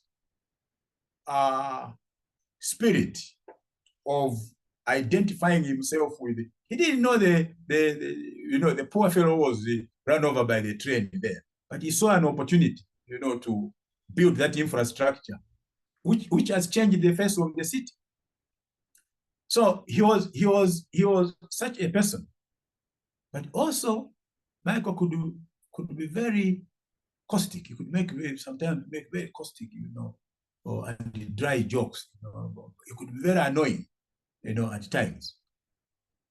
I narrate a story, one incident when I was flying with him in 1988. We were on the Zambia, I was DC-10, and we were going to Rome to go and sign a contract there for a water project in Lusaka. And I was in the economy class, Michael was in the business class as governor, and he walks over into the economy class, and he looks around, everybody, and he says in a loud voice, oh, it was a direct flight from Lusaka to Rome. And he says, you can tell that this flight is going to Rome because all Italians are ugly. And everybody looked at him, and they were wondering. And he walked away back to the business class. And the people started asking, who is that man? Who is that? And the others that knew him said, that's the governor from Lusaka. He could be very provocative. So I have known Michael from that personal perspective, that personal evaluation. But the other thing that Michael was not, he was not a person that allowed power to change him. From 1981, 1983, when Michael, 84, when Michael was governor, or from the time, I would say when he was councillor, up to the time when Michael was president, I never saw a different Michael in terms of excitement about possession of power. I saw the same simple Michael Sata. His simplicity was just amazing. I remember one day accompanying him to the CFB hospital here in Lusaka. His son had fractured his ankle, and he was president. And we drove there, quite motorcade. And when we got there, as we were waiting for the doctor to attend to the board, there was a young lady who looked like she was from East Africa to me, from the features and the complexion. And when she learned that this was the president, she went up to Michael and said, "Can I have a photo with you, sir?" And Michael said, "Yes." So this young lady, excited, had the child, in her arms, and then he stood next to Michael, and she got a photo. That didn't matter to Michael. So power didn't change Michael. Like I see with many people, with many politicians. Michael was Michael all the time. Whether as president, whether as Minister of Labor, whether as Minister of Health, whether as Minister of anything, Michael was the same. So there are lessons that one would learn from a personality such as Michael Sata.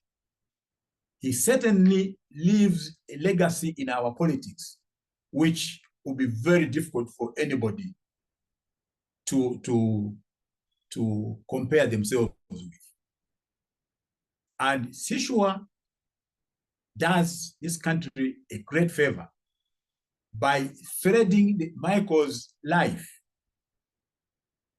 and anchoring it on the history of this country. We don't have many biographical pieces of work, of history in our country. Those of us that do a bit of reading, you know, somebody tried to write one about Kaunda, and the only one that I've seen by, you know, on KK was the biography by Reverend Macpherson, which is entitled Kaunda of Zambia. The rest of our history is just small bits and pieces.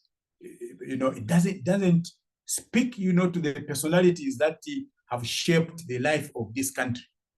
And Sishuwa brings this agency about Michael and how one human being mutating himself in different circumstances to achieve a goal. Michael didn't change his date of birth because he wanted to become a millionaire. He changed his date of birth, in my view, in good faith, because he thought that if he became president of Zambia, he could actually offer a better service to the Zambian people than he did as governor, than he did as minister of local government, than he did as so he was looking forward to the acquisition of that power for the service of his people. And I think that is very important. I saw Michael Sata in office speaking to the ward chairman of PF, speaking to a branch chairman of PF in Kanyama, in Mpika. He knew all of these guys. He knew more of these guys than the number of professors at the University of Zambia. And Mike always said, you know, oh, you educated people are just cowards. And maybe he was right. We are cowards. We fail to express ourselves. And that's why I'm referring to Sishuwa's work as great work of courage. Very few people would write about a personality with the candidness that Sishuwa has done. You know, I don't know, comrade, if you'd have spared you, if Michael had been, you know, alive today, I think you'd have received, you know, many phone calls. Oh, is this Sishuwa? You'd have even have forgotten that you interviewed him. So Sishuwa does a great job. You know, this kind of intellectual courage and candidness is what we need, you know, to build a nation. But it must come out in this type of literature, you know, that Sishuwa has put forward, you know, for all of us. So I would encourage everybody to read this book. Reading the book reminded me of a number of events and dates which actually had escaped my memory. So, Melissa, I think I'll end there unless you have another question. No, I think now we can just try and bring it all together, because I think it's really interesting to hear everybody speak to, you know, there's a lot of common threads coming up, and I'd like to pick on the last aspect you've talked about, and I think it's been running throughout. We're not really critically documenting our history, whether it's political history, economical history, social history. We're doing injustice to the next generation of Zambians. And as we're approaching the year of 60, we really need to critically think about how do we have thinkers like Sishuwa and multiply them a millionfold, so that we are able to leave behind a really strong footprint of where we need to project our Zambia, where we need to go. Because people who are not critically understanding of their past, their present might be a bit lost. Their future is even more lost. We have seen a whole generation of political leaders, economical leaders, etc., are just dying away with that knowledge trapped in their minds. I think it's really sad, and we need to really ensure that whether it's an academic piece, but I think what everybody kind of has been speaking to is the detailed nature of making this an academic piece rather than making it, just a simple biography, because it allows you to see different aspects of an individual and situate them within a context that just brings them to life. When I say that this book has been a page turner, you will not believe until you begin to read. From the introduction all the way through, you're just engrossed because the characters in that book are brought to life. And I think we just need to do a bit more justice to our Zambianness by really making sure we're telling our stories, and we are telling our stories. So for me, it was really good to see that a Zambian was doing research in Oxford on Zambia. And that was really powerful. And I think maybe, Sishuwa, you can also talk to this, maybe that even opened more doors because you were bringing in also your perspective of Zambia into that piece of work. And so as we begin to sort of open it up for question and answer, I know there's somebody who's put a question in the chat, and I will encourage more people to put questions in the chat. I just want us to sort of think through, and I know Patience sort of touched about this aspect of how we are seeing, for lack of a better term, Michael Satas in different places. And Sishuwa, you sort of brought this up in brown. You could see Sata, but it's not necessarily seeing Sata, it's seeing those personalities. And particularly now that we are in in a digital space, there's a lot of AI, there's a lot of technology that's coming up that is sort of going to make sure that populism sort of even grows to a whole new dynamic. So if you had to think about Michael Sata and the digital space we're in, imagine what kind of a platform he would have had today, combined with the digital space that he did not have when he was starting through. So as we just wait for more questions in the chat, I just want, as we go around the table, starting with you, Patience, and then Sishuwa, and then later Winter, how do we situate the period of Michael Sata up to 2014, knowing very well that we are somewhat still a young nation, but a young nation that's no longer young, a nation that needs to have proper growth spurts, have proper roots that will enable us to, be solidified in our culturalness and in our one Zambia, one nation. So maybe you can just speak to that. I think I said Patience, then Sishuwa, and then Winter. So please speak to that aspect. No, thanks, Melissa, and it was and Sishuwa again for putting together such a great piece of work.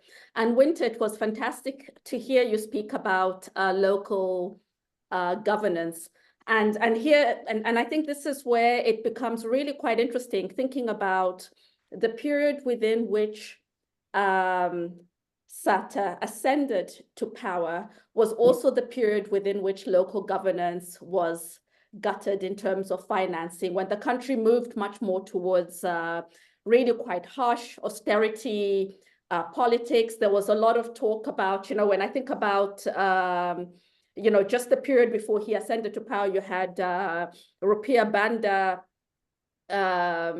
in power, and subsequent to that, there was a big talk about, growing the economy, but it remained very, very abstract, especially in the context that I was doing work on the Zambian Copper Belt, in a context where people were struggling to make ends meet, especially in a context and, the very, very setting where you had kind of one of the largest experiments in kind of middle-class formation in the country, and then it's gutted. So I think it's really, really very important to kind of situate that particular politics within a context of a country that was, drawing on kind of political commentators, on a downward spiral, and people were not being heard.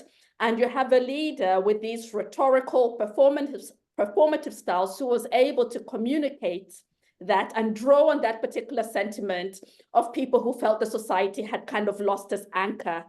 And all. And it's really quite key because, you know, even when we talk about when a state cannot deliver, right, other kinds of politics and ways of mobilizing an associational life become key. Ethnicity. So you mobilize this particular group and you mobilize that particular constituency, because also part of the challenge is within kind of these broader structural constraints, what can a state actually truly deliver? And those are some of the things that I see that Michael Sata at that particular moment is, and I said this is quite emblematic actually also of a particular global moment. States that cannot really deliver because of the structural factors of we no longer have developmental states or local governments that are able to deliver services. So then what is left but to mobilize, you know, particular groups, shift antagonisms to specific populations. At that particular time, it was investors who happened to be from China. So then this xenophobic narrative and all, but shape-shifting that, not really anchoring it into it very, very strongly, but also using that as a rhetoric for mobilization while also maintaining the status quo. And I think it's really quite key to think about that within the context of the country today. There is a big resurgence around ethnicity, ethno-nationalism, and the like. There's still a talk about poverty on the side, but I would say that, and actually what the PF and SATA were able to do was to bring poverty to the discussion. But what they were not able to do was actually be able to concretely address that in a really truly transformative way. They were able to, they had some achievements here and then, being able to kind of, you know, minimum wage and bring that on the table, and social cash transfers, and, you know, but not in a really substantive way because there are major structural constraints. And I think that Sata, I think he was really quite emblematic of that particular moment and that kind of politics. And I think Sishuwa in the book describes that really well as he moves across context. Sishuwa, go ahead. Thank you so much. I think just to pick up on what other speakers have said, the constant element I think that we see, and I think also which I try to bring out in the book, is how you know, we often think of politics as a very bad thing, but it also connects people. You know, it certainly connected me in terms of studying Michael Sata to my two wonderful supervisors in Oxford. It connected me to the people that I interviewed that made it possible to write the book. It connected me to all manner of institutions and the associations that were very useful for getting this work published. I say this to make the point that there are a number of outstanding skilled Zambians who are at the University of Zambia, who are at different institutions, for example, who are capable of producing this kind of work that we so desperately need at the country. Winter is right that we need to get our history written. And one way is through autobiographies, as he's doing, which for somebody who has you know, contributed so much public service, will be an important contribution to enriching our understanding of the evolution of our country over the last 60 years. The other way, of course, is through scholarship. But as Patience says, decades of underfunding have undermined the capacity of local researchers, for example, at the University of Zambia, to conduct this kind of work. I was able to do this because of support from, you know, institutions where I was at Oxford University. But the point is that many other people are capable of generating this kind of work. There's so much that remains to be written, you know, even on our leaders. Winter mentioned the point about the biography of Mark Person and Kaunda. we still don't have actually a work on Kaunda that looks at Kaunda from 64 to the time he died, for example. The McPherson book is dated. I think it was published perhaps in the 70s, if not earlier. Kaunda, who didn't leave his memoirs, for example. So we still don't know what informed his decision-making, for example, on key issues, whether it's a liberation of the country, whether it's a question of how he tried to build a country from different ethnic groups, for example. Historians can do that, can try to put the pieces together, but they need, support. And the environment in which the state, the Zambian state, for example, is functioning today, perhaps just functioned in the 1990s, does not support, historical research, because the University of Zambia, for example, where I was for a number of years, does not have the kind of financial resources that will enable local academics to embark on this kind of work. Chiluba, the other leader, doesn't have a work on his contribution. We often think of Chiluba in terms of his corruption that marred the end of his stay in office. And that's part of the story. We shouldn't discount that, because we need to present a complete picture. But there was a Chiluba who was the president of Zambia Progressive Trade Union, at one time the foremost opposition to Kaunda. He carried through the aspirations of many people. He represented the aspirations of workers in a very, very successful way, in a manner that I think is worth documenting when we are talking about the last 60 years. When we talk about the countries, it's really about the values that different individuals embody that ultimately form what you might say the character of a country. Chiluba, even in the 1990s, for example, has done some good aspects that have not been highlighted. His contribution to building democracy in terms of creating institutions on which democracy is so dependent has not been acknowledged in much of the existing scholarship. When we talk about institutions like Zambia Revenue Authority, the Zambia Human Rights, the Zambian Human Rights Commission, there are so many institutions on which democracy is dependent. The seed for those institutions were laid in the early years of the MMD rule under Chiluba. Whatever he became subsequently to the early years does not diminish his contribution to the making of Zambia as we know it today. Levi Mwanawasa has a biography by Amos Maupenga, which I think is very useful in the sense that you get Mwanawasa to speak to Amos in a way that allows us to understand his thought process. We need to sit down with our leaders and say, what are some of the core thoughts, your core thoughts on these diverse topics that affect our country? But we still have much more research. We still have much more research that is yet to be undertaken on Mwanawasa's presidency.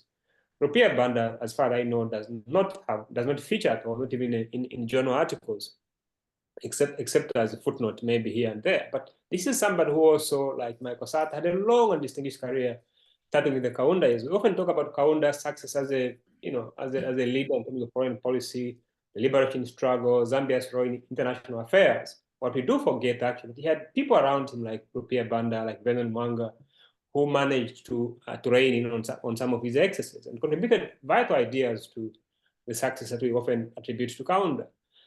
Studying these individuals, I think, is an important way of understanding the complex past of our evolution as a nation state. Michael Sata, I attempted to do that, but the post-2011 period, Michael Sata in power, still remains much to be written about his role in government. How did he, he spent so much time, I think, seeking to become president, that by the time he won power, it was quite frail. I think it was officially 77 or so. And sometimes I wonder what would have happened if Sata had won the presidency in 2006, for example. Would we have been able to enact the kind of change that Patience, for example, is saying, we need leaders to preside over. But the period of Sata in power remains to be written as well. Then you have Edgar Lungu. Again, we tend to be this one-dimensional people. Chiluba is just corrupt, and therefore that's the end of the story. Kaunda is a dictator. That's the end of the story. Mwanawasa is an anti-corruption campaign. That's the end of the story. There have to be many flaws about him. Rupiah Banda is this and that. Edgar Lungu is he promoted tribalism and undermine the economy, for example. That's partly true. But there's more to the individual than just the one-dimensional narrative that we churn out in the public domain, but mainly in the media. Even the current president, for example, who is Hichilema? What were his formative years? Who is his father? How did these kind of experiences, people, his interaction with the business world, for example, make the kind of leader that we have? How can we understand our leaders beyond the one-dimensional narratives that we find in popular imagination? One way of doing that is to get historians to research, conduct research, but research costs money. And if you don't support the university project overall, and if you don't support local academics, for example, it will be impossible to get this kind of work done. And I think that for me is one of the things that, speaking to your idea of looking back over the last 60 years, what can we do differently? We really need to invest significant resources in the university as a site of making critical decisions and producing knowledge that is so important to informing government policy, for example. There was that period when the University of Zambia, for example, occupied that front seat as the site of making that critical knowledge, and especially under the areas of Kaunda's presidency. We lost that along the way, especially starting with the Chiluba period when the university was relegated in terms of getting funding to this critical institution. If you look at other countries elsewhere, whether it's the UK, whether it's the US, whether it's here in South Africa, universities are still important centers of learning that are involved in generating the kind of knowledge that governments use to govern, because they receive sufficient funding. Our own academics are struggling, and I think that has to change. Then the final point is this idea of again, Patience spoke to this populist, this moment, it's a significant moment. But I do think that we often focus on populist leaders as like Trump, for example, like the guy in Argentina and Georgia in Italy, for example. We look at them, or the far right that has done so well in the French elections, for example, as well as the EU elections. We kind of get unhappy at the fact that they are rising, but they're actually a window to understanding our world, the inequalities that sustain today's world, for example, because there's a significant number of people who see those leaders as their representatives. The problem is not those leaders, those populist leaders, or the fact that they're thriving. It's our failure to identify the conditions that enable these leaders to thrive, for example. What is it that enables Michael Sata to thrive across different historical periods? It's not just his own individual agency. Yes, that matters as well. But it's also the conditions, the wider conditions in society that sustain, that create the environment in which the populist leader thrive. If we don't tackle inequality, for example, if we don't go back to having that state that delivers basic services, for example, you can't stand up and say, Jacob Zuma, Julius Malema, Michael Sata, Donald Trump is a populist. Millions of people actually identify these people as their leaders. What are those conditions that enable the populist leaders to thrive? That's what requires attention. Even when you come back to Michael Sata, one of the criticisms, for example, that is leveled against him, and even successive leaders, whether it's the current one or the previous one, it's this idea, including Manawasa, it's this idea that our leaders embark on ethnic mobilization.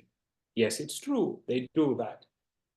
But tribalism is not the problem. It is that which needs to be explained, because how is it possible that a whole number of people, who are mobilized along ethnic lines support this idea? What is it that, what are the core grievances that you can identify in what you might actually characterize as ethnic support, for example? Voters are not irrational. They vote for material changes and benefits in their lives. They want to see themselves represented. It may be that they feel inadequately represented in the structures of government. That would then explain why Michael Sata receives the kind of support that he's receiving in the Bemba-speaking provinces. They don't just wake up and say, we're going to vote for Sata because he's Bemba. They vote for him because he's articulating particular grievances that have not found satisfaction in the formal institutions that should actually address those grievances. So the key point for me, from the book and from the comments of the various speakers is really the need to pay this attention to the structural conditions, the dynamic that shape, that create the conditions in which, or the environment in which the populist leader thrives. Thank you very much, Sishuwa. I think, Winter, I will now come to you because there's a specific question in the chat that's been tailored to you. And the question is from Sampa Kangwa.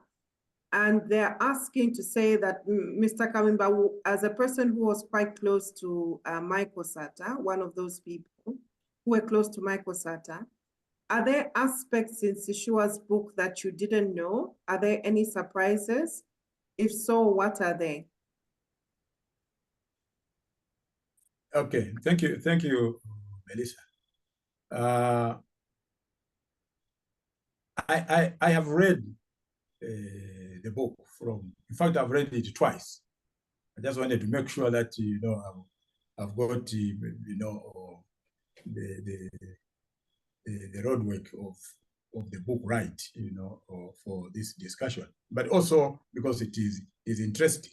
It actually, in a way, reincarnates Michael to immortality. That's what Sishuwa has done. You read that book, you actually see Michael back to life as a legend. Okay, I knew the whole of Michael's family. I met his father. He came to the council one time when Michael was governor, and I remember him calling all of us, as directors, to go and meet the old man. And I remember one of my colleagues, one of the directors, saying to the father, "Awe mkwaitu atotera okupimona abatata, nomba fyo bwafya matuletere ni ababene ba governor as your son." So I met Michael's. I met Michael's elder brother, Langton Sata, Langford or Langton Sata. I think it was Langford. A nice old man. I lived with him when I was in Kitwe. I used to go to his house, to have a meal there. I knew Michael's only sister, Mrs. Banda. She was also in Kitwe, and every time Michael was in Kitwe as minister, he would invite me to a home for lunch or for dinner. So I met, So reading Sishuwa's book, I don't have any surprises there, but there is one major omission that I see from the book. There is, Sishuwa develops his argument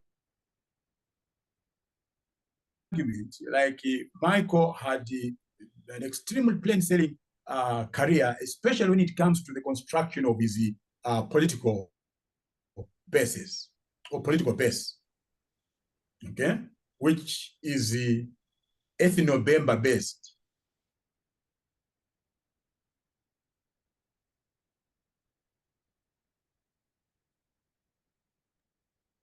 Oh, we might have lost Winter.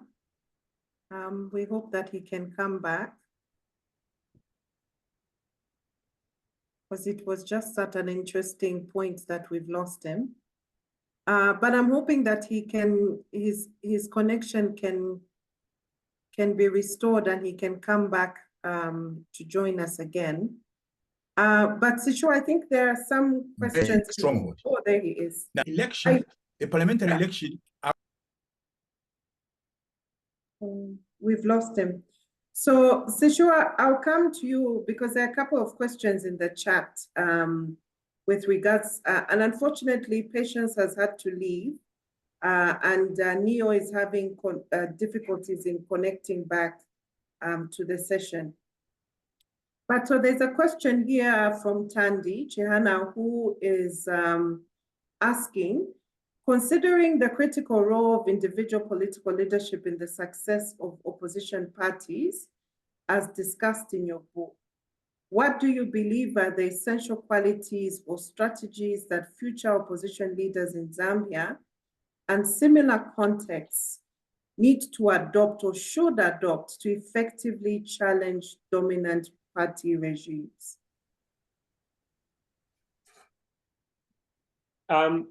I don't know if I'll sound prescriptive. You know, I would say this is an opinion rather than a research conclusion. But I think that opinion draws from the success of Sata, you know, in terms of the success of opposition leaders in the future. One thing that I think, at least in the context of Zambia, is very important is the need to build an inclusive politics. One politics that appeals to everyone, regardless of their ethnic identity, regardless of their class position. Michael Sata tried to become president, you know, in 2006, 2001, 2006, and 2008. He failed, even though he got close in 2008 and 2006 as well. What enabled him to cross the line, which I discussed in the book, is when he reached out to non-Bemba speaking groups and non-urbanites, for example, because for much of his time, his support was really centered around the kind of support he got from Luapula and northern provinces. That was before, of course, the creation of Muchinga, and the support he got in the Copper Belt and in Lusaka. The other parts, you know, Eastern Province, Western Province, Northwestern Province, and Central, did not feature prominently in the campaign messages of Sata. But what he does very well, I think, in 2011 or ahead of the 2011 election, is to build a kind of political messaging that appeals to everyone, that has broader relevance beyond these two, you know, core base that had formed his power base before 2011.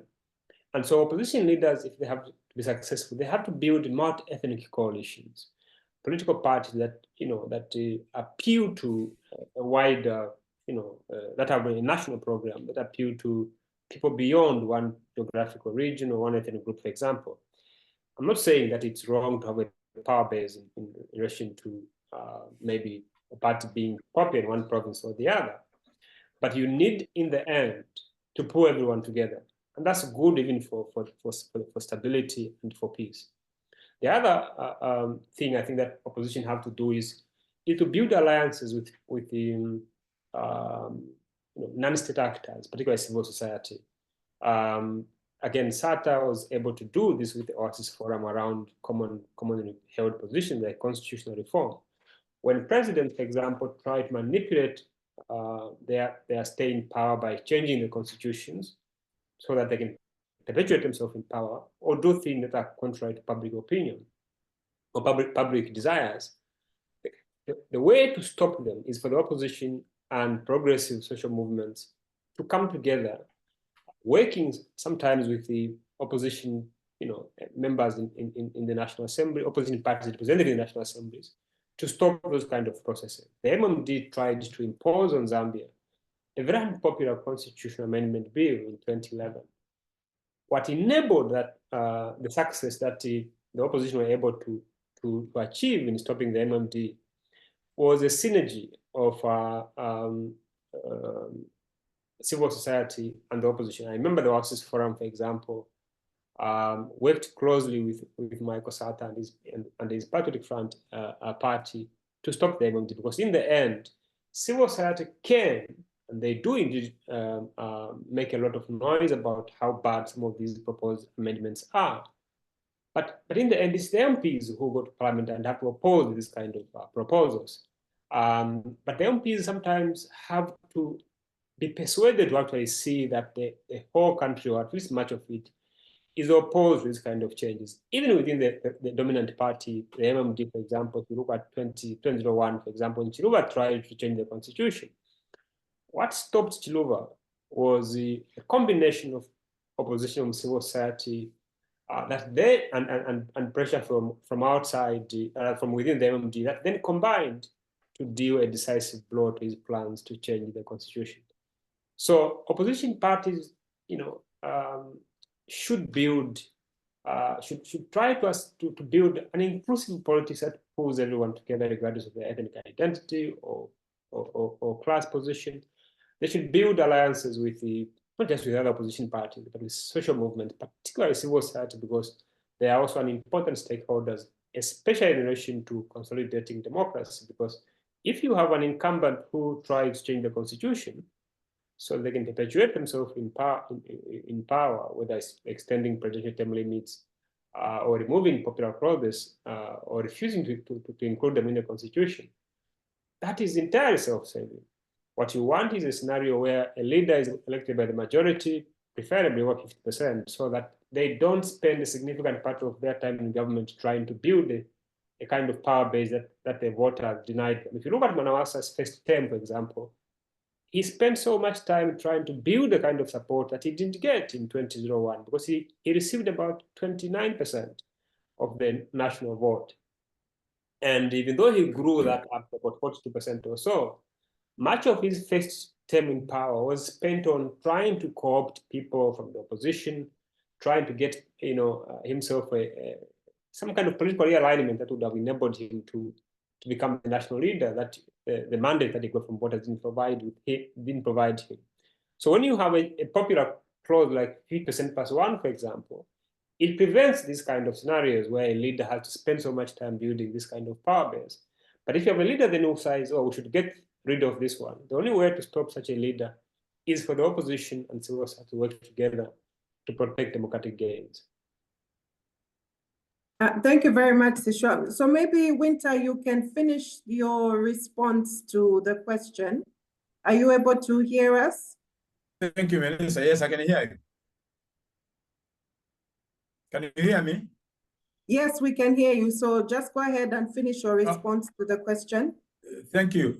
Thank you. I was saying there is, reading the book, one would get the impression that Michael's political journey was smooth, especially in terms of the construction of his political strongholds, in the northern Muchinga and Wapula provinces.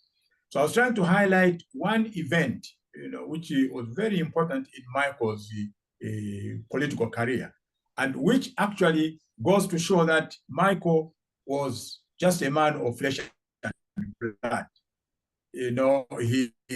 He had his own successes, he encountered adversity, and he had his own political turbulence. And one event that comes, or to the fore is the by-election in Mpika Central in 2003.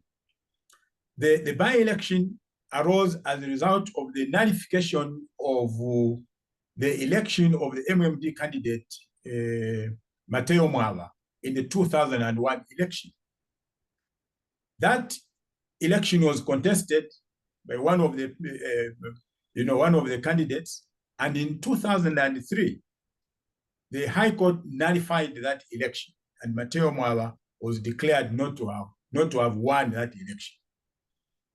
PF put up a candidate in Mpika Central in the name of Faustina Sinyama, and the BSK, Wadiachiti, who had stood in 2001 on the Heritage Party ticket, moved, to become the MMD candidate in 2003.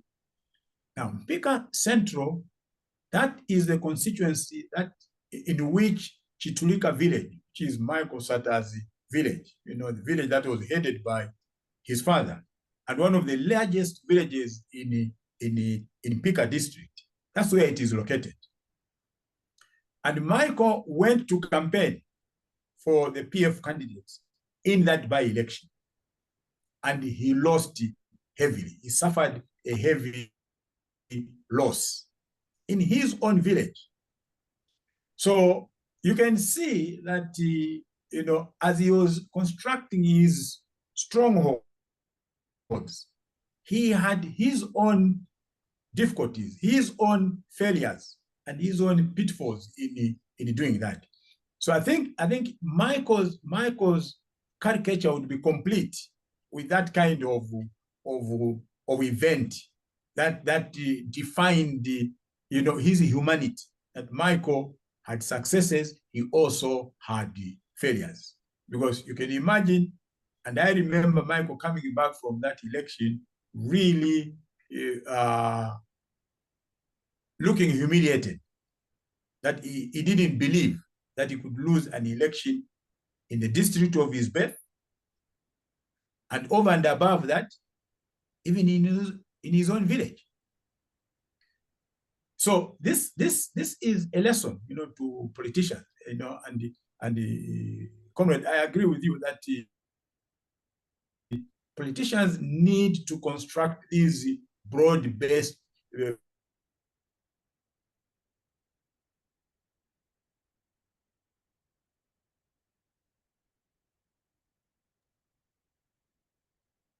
I think we might have lost him again. Let's just see a minute to see. Okay, there we are. Can you hear us, Winter? the bedrock. Okay, Sishuwa, we have a couple of more questions on the chat, and I think some of them are quite linked. So there's one that is asking, do you think that the present style of politics in Zambia, including the ethnic basis showed by Hichilema, can be attributed to Sata's legacy? Specifically, is Hichilema copying Sata's political strategy? How is he different, and how is there any similarity? This is speaking to regionalism, I think, and trying to have supportive bases. Right. Good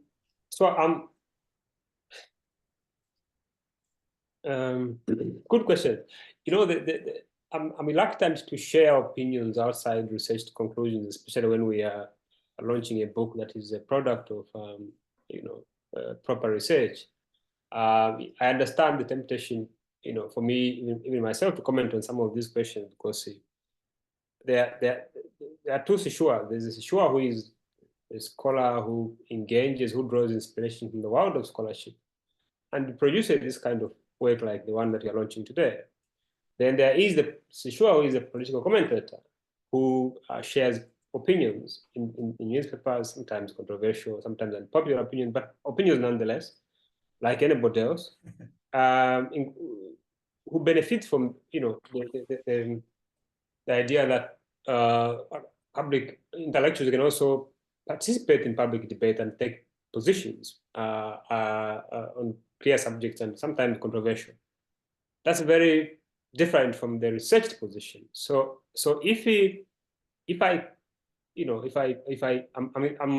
I'm mindful of the need to avoid offering opinions as research conclusions, because that Sishuwa is not present today, even though he's speaking as well. I'm trying to speak much to the research that we can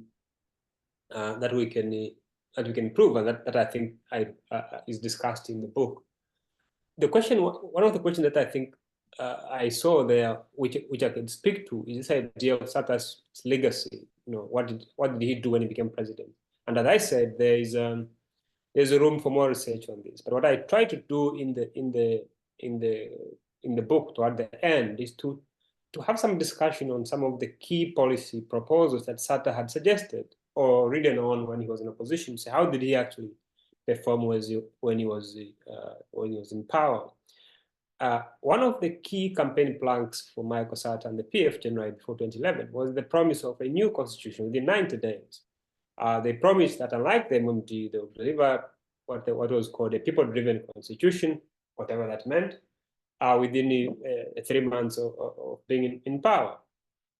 It didn't happen. I remember that Sata said, all constitutions are people-driven. There's no animal-driven constitution. Found ways to try to undermine the process. I don't know what explained that turnaround, for example, given the serious commitment that was shown by the PF in opposition. That's why I'm very happy that somebody like Winter, who was a very central actor in governance, in the government, in the administration of Michael Sata, is writing his memoirs, because they will come with perspectives, insights that are informed by being an insider, to explain what explains this departure from one of the core campaign promises of the PF after 2011 in terms of constitutional reform. There was, of course, an effort toward the delivering constitution. There was a committee appointed to get different documents to draft a draft constitution, which they did. But it wasn't enacted before Sata passed on. It was Edgar Lungu who went on to pass the new constitution in 2016. Himself, I think, trying to tap into the support of civil society rather than the genuine commitment, because I don't think he even read it. Because if you look at the attitude of Lungu and his ministers afterwards, it's like they were discovering provisions that they didn't know existed in this constitution. Then there was a question of the economy. Again, Sata had promised that he will, he will rein in on the labor practices of the Chinese investors when he's in opposition. After he assumed power, the first thing that Sata did was actually to host the Chinese community in Zambia at State House and proclaimed that anyone who wants to fight the Chinese had to fight me first. And I think that pragmatism also kicks in here, because what Zambians wanted was not for Sata or any leader to come and kick out the Chinese. It was a leader who would ensure that the negative elements of that investment are addressed, whether it's low salaries, for example, whether it's safety records. What workers want is a leader who improves, who identifies these concerns and ensure that the investor addresses them rather than who chases the investor. So pragmatism reigned in there, and we see Sata reneging on that commitment. Then there was, of course, I think as part of an attempt to really placate his base, he created so many districts.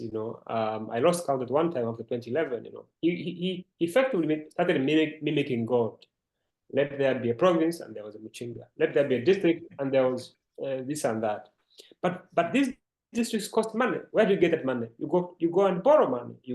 I think the Eurobond that were issued were meant to finance some of these projects. So there's tension between delivering services, building roads, improving service delivery, and getting the money to finance some of the infrastructure projects, which is very costly.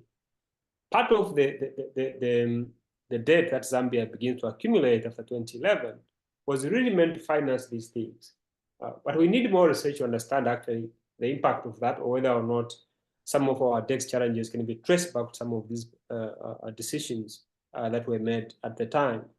I didn't dove much into Sata in power because I didn't have the time, but rather it was beyond the scope of the book. But I think that there's room for us to interrogate, Sata's legacy in relation to the economy, including the debt issue.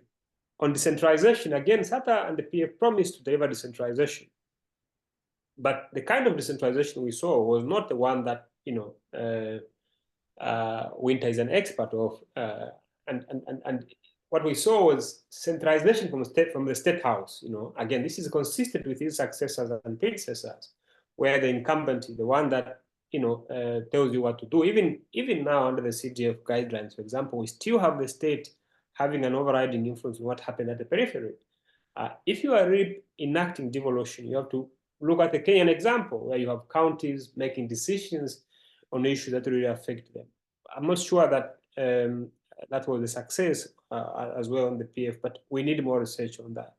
And finally, I think on the ethnic question, if you look simply at cabinet, you look at Sata's initial cabinet, there were so many people from member-speaking constituencies, Wapula and Northern Province, than elsewhere in the cabinet in the initial cabinet of Sata, for example. So in that sense, you could say he delivered on his pledge that he is going to improve representation. And there's an argument here to be had, and it's true even for the current administration and the one before under Manawasa, to say if you have a leader who appoints people to public office on an ethnic regional basis, the next leader who comes after that leader, when they begin to reverse that and appoint people from their own region, at what point do you actually stop and say we now need to build? We now need to base appointments on merit rather than on dealing with historical grievances, because you risk creating a vicious cycle, where this leader comes and reverses what the guy before was doing, and puts their own people. The next leader then does the opposite. It becomes very difficult that way to build a really functioning civil service, for example, which is so central to development, but it also sustains this kind of ethnic division that has marked Zambian politics for a very long time. Again, this is another area which requires more research, but we can identify those broad policy appeals of the PF: constitutional reform, the economy, decentralization, foreign investment, the promise of ethnic inclusion, for example, and say, how do they actually perform in power? That is research that awaits its own historian, which the current book couldn't address in depth because it was beyond its scope.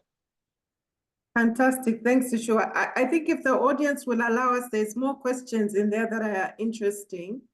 And maybe, Sishuwa, what I will ask you to do is maybe if you sort of write responses to some of them as Winter finishes his contribution. And then we'll aim to end at 8:30. So we'll take time to answer a few more questions on the chat, because I think there are a couple more interesting questions that are being asked. So Winter, do you want to finish off your contribution? Winter, are you still there? I think you might have. Winter? I think you might have dropped off again. So Sishuwa, I think there's one question that you could speak to here in terms of, so David is asking to say, what's the audience for the book? Who does it appeal to? What are the key lessons that you wish that people should learn from it and take away growth areas or challenges? I would say Nick Chisman. I'm not sure if David missed the earlier part of the program, but Nick Chisman spoke, I think, very, very well, and even Patience Mususa and Neo also spoke about the kind of readership that the book is likely to appeal to. It's both a specialist and a generalized kind of work. When I wrote the book, I had the Zambian in mind. You're a researcher, but you're also a citizen, and it's easy to write a very, very nice piece of work as a researcher without any personal attachment to the place. It's difficult when you're a citizen, because you're not just writing the history of a particular place for the sake of your research. You're also writing the history of your country. So I wrote it in a book. I wrote it in a way that is accessible, that's easy to understand, in a language that is accessible for the general reader who is in Zambia, who want to understand, the last, say, 50 years of Zambian political history. I locate Sata within the broader trends of the period in which he worked. So I start, for example, in the colonial period. It's not really the story of Sata, it's a story of Sata in relation to the wider currents of Zambian political history. And that is something that happens again in the one-party state, for example, in the multi-party era, at least the first decade of the multi-party era under Frederick Chiluba, and indeed in the last decade of the MMD rule in the 2000s. And when I was framing it that way, the key audience I had in mind was the Zambian citizen. If you look at the population of Zambia from official statistics, about 80% of that population is about 35 years or below. It means they were born after the 1990s or in the late 80s. And they become adults, voters under the reign of the PF, mainly of Edgar Lungu, for example. So the extent to which that population knows the country's past is limited, because, as I said, we don't have enough material on our past, because decades of underfunding have undermined the capacity of local historians to conduct this kind of research. So I wrote it in a way that was targeted for filling that gap. If one comes to Zambia, wakes up at the Zambian and say, I want to understand where we've come from in terms of political developments over the last 50 years, what book do I pick? There are a number of books that exist already, but many of them, particularly in relation to academic books, really focus on the early years. Andrew Roberts' work, I think, ends in the 1970s, A History of Zambia. You have a number of other journal articles that are very, very good, but they really focus on specific events, such as elections, or the extent of presidential involvement in the, in decision-making processes and other institutions. What I wanted to do in that work was to have a standard kind of political history of Zambia that complements some of the works that have been done. Bizek Piri has a political history of Zambia that was published, I think, in 2020, that ends, I think, in 2001 or so. So what I try to do is to complement this kind of works that have been done both by local and international researchers to help the Zambian say, this is where we have come from, and these are the key developments that have shaped our country. But it's also, do not be cheated, it's an academic work. It's one that really intervenes in a number of key debates that have marked scholarly debates over the last 60 years of Zambian politics. And even the theme of party politics and populism is really meant to illustrate the continuing themes of Zambian political history that academics have found worthy studying. So I bring new insights to some of these debates, be it in relation to the enduring influences of late colonial era development and contemporary politics, or the origins of some of the strategies that we see our leaders using to mobilize political support, or the impact of the competitiveness of one-party state elections, particularly at parliamentary level. We often think those elections were useless because they didn't provide for leadership change at presidential level. That's true, but we saw many MPs tumbling, for example, sometimes to little-known incumbents. Michael Sata himself, when he stood for the first time, he defeated an incumbent, Maxwell Sibongo. I discussed this in detail in the book and show how that was not just an exception, it was the norm. There was a lot of defeats for incumbent MP throughout one-party elections. And then I move on to the 1990s. Again, what scholarship has focused on in the 1990s is institutional aspects like civil society, the strengthening of democratic institutions, the weakening of the dominance of the MMD as a political organization, and the role of international actors or donors. But politics actually happened in the MMD because of the dominant party. How did political leaders within this dominant party seek to create power bases that position them better in relation to succession? We often think of succession as in relation to the outcome of that succession rather than the process. Poorly managed successions, as we saw in the case of Zambia, leads to what happened at the end of Chiluba's first rather 10 years in power, where he wants to perpetuate himself in power. But actually, there were a number of developments that happened in the MMD, and studying what happens in dominant parties is very important. And then I end with the focus on the last 10 years of Sata in opposition. How do opposition parties mobilize support in the context of weak party machinery, scarce resources, lack of institutionalization, and even continued obstruction from the ruling elites, for example? Again, these are key debates that are very central in academic scholarship, and the book contributes to that. So the book appeals to the general reader, it appeals to the academy, but it is also a kind of work that will be appealing as well to diplomats, for example, related to Zambia, who want to understand the institutions, the history of the place. And in that sense, I would say that anybody is likely to find one or two aspects of the book as new in relation to what they know. But the good thing is that it's written for all these kind of diverse audiences. Fantastic. I think we're getting more questions than we have enough time for. But Winter, maybe you can finish off your statement, and then I might need to ask a few, maybe someone in the audience who's got a question, if they would like to actually voice it out, so that we hear more voices than just the three of us. So go ahead, Winter, please do finish your statement. Yeah, I was, Melissa, I was highlighting, I was trying to highlight, just one countervailing event in my view, which is not there in the book, about Michael Sata's other side, in his political development. And this is I was trying to to highlight the 2003 parliamentary by-election in Pika. And PF, Michael Sata put up a candidate there under PF. And in Pika, I was explaining that the by-election was in Mpika Central, and Chitulika village, which is Michael Sata's village, is actually located in that constituency.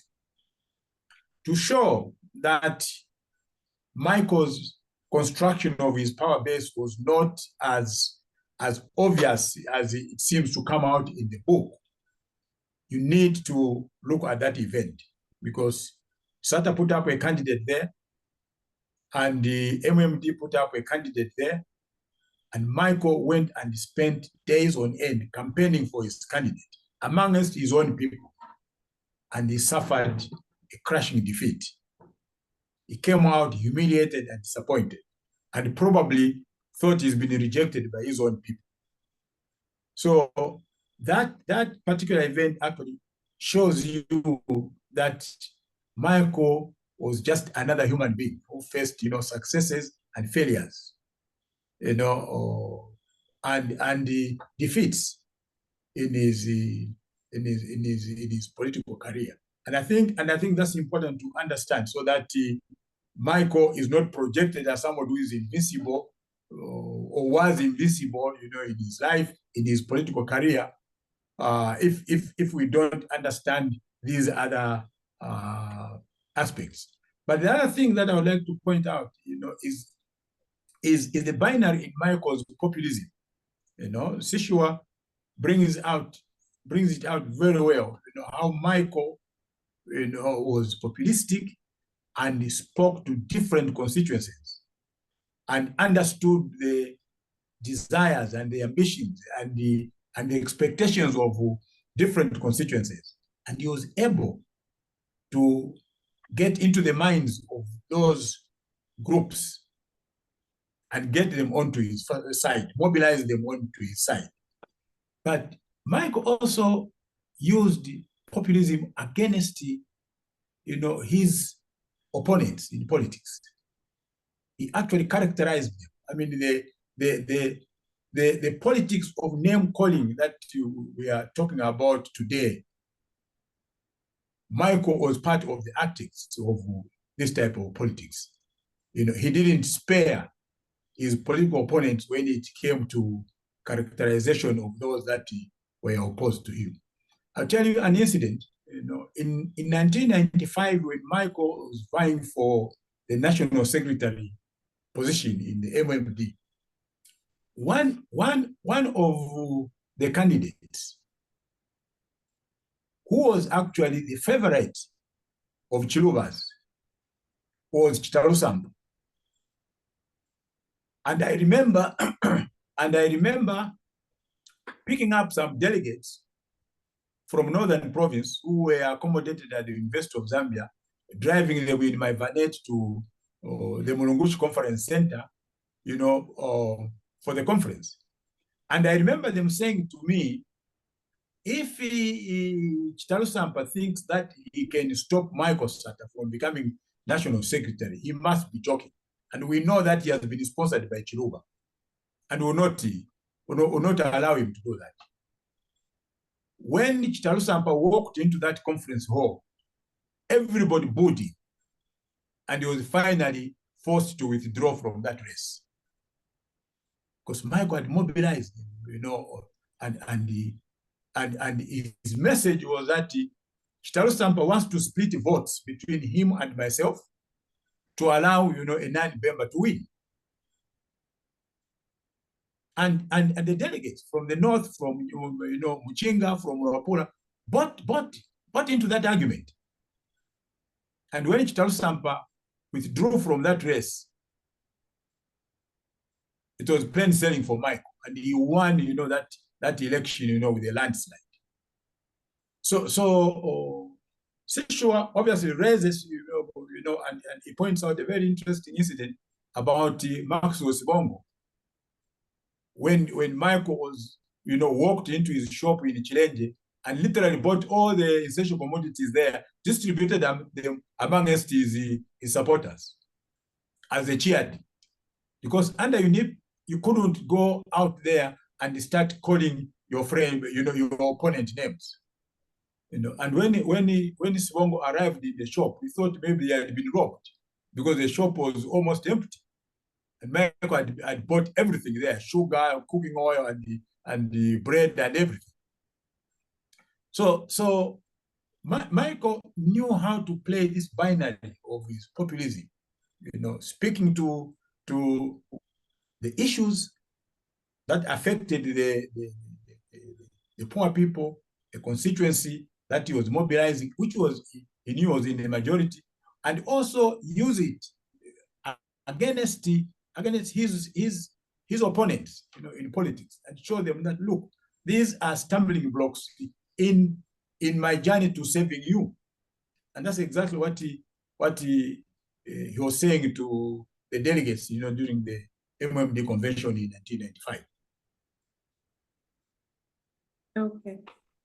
Thank you very much, Winter. So Austin Mwange, you can go ahead and unmute yourself and then ask your question. Can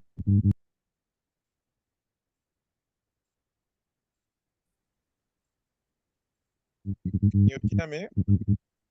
Yes, we can hear you, Austin. Okay, thank you. Thank you, Chair.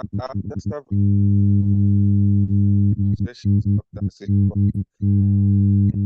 I'm very delighted to see that this has come to pass as a published, well-researched work. I remember when you embarked on this journey under MPhil, I read the dissertation and then upgraded to a PhD, which you are glad to share. I read it, and I think even the draft of the manuscript. Thank you to see you go this far. I also have not now read the book as published, but from those who have read, I can see that on ascendance to power, there's this part which is coming out so much from those who have read, the issue of maybe rising on an ethnic campaign, which I think is explained well in what I read before it became a book. So I think the aspect of the urban part, which is Copper Belt and Lusaka, in today's discussion, I know in the book it is covered, also needs to come out seriously, because as Bawinta has indicated, Sata, even in the 2006 elections, as you covered in your book, did not receive much support from the Northern Circuit. He was convincingly defeated in Northern Province. I think he had a better performance in Luapula. His main rise, or where his party rose from more, was Luapula, Copper Belt, Lusaka, with the exception of Northern Province. I think this is even from the results that we can get from ECZ. So I think later on, of course, Northern joined and other pro-Bemba inclined provinces. But I also want to emphasize a point. I know I've not done any research. It's based on my opinions and a bit of observations. It's very difficult in the state of our constitution to indicate that such a president maybe appointed more people from Northern, as maybe people can say about HH today, when the constitution itself Of course, it doesn't indicate which particular MPs the president should appoint, as we learned from Mwanawasa, when Mwanawasa now, for the first time, appointed members of who are not of his party to take up ministerial positions.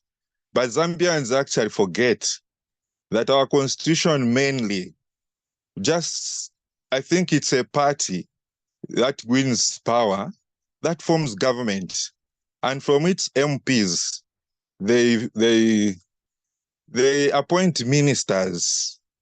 So in this case, no one should blame you, PND. They formed government.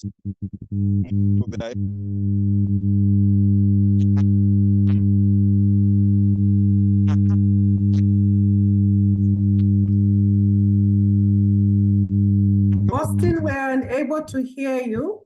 Are you able to wrap up your question, please? Oh, can you hear me now? There is some background, so maybe you can wrap up your question. Okay, what I was trying to comment is, what I'm trying to explain is that there's been a conversation in the participants, including the author himself, on trying to is leaving out the aspect of our constitution also, or sometimes makes our presidents be seen to be inclined to their regions.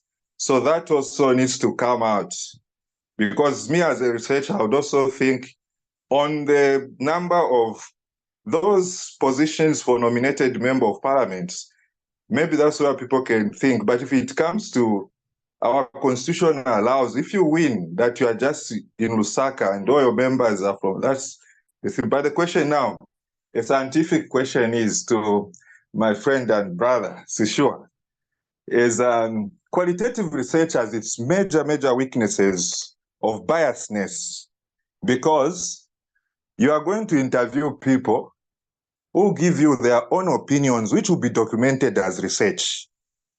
So the opinions that were given to you, and some of the opinions that people who were observing Michael Sata and gave their views, how did you take care of that, to remove that aspect? I want you to address it in a scientific way so that we are sure that this is not a documentation of biased opinions in certain sectors, biased observations. In fact, if the major weakness of qualitative research as well is that the author also may suffer if he's not careful to advance his personal opinions. So now, I know that in your case, I have no problems. You said bye to me, and when you came back the following day, you had your opinion article, and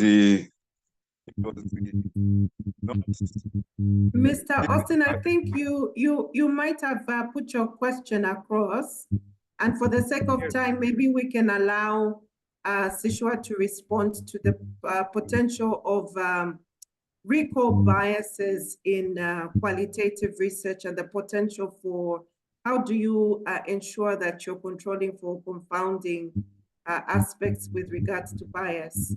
exactly. Thank you. I'll put it right. Very well. Thank you. Sishuwa, you can give us a few statements to that, and then we'll move to the next question.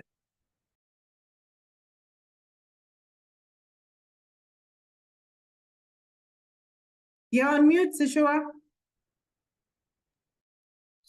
I was saying, thank you. I think that it's true that, if you are not careful, you risk presenting distorted history. As I said in my earlier remarks, my interview with Sata himself generated the information that turned out to be untrue. So if you just rely on one person's opinion of an event, be it in relation to themselves or to other people, you risk having a distorted version. What I think is the way to get around that is to talk to as many people as possible, people who would seem to be the supporters of that person, and the opponents who bring different perspectives, to have, opinions or interviews subjected to comparison with other sources like newspapers, for example.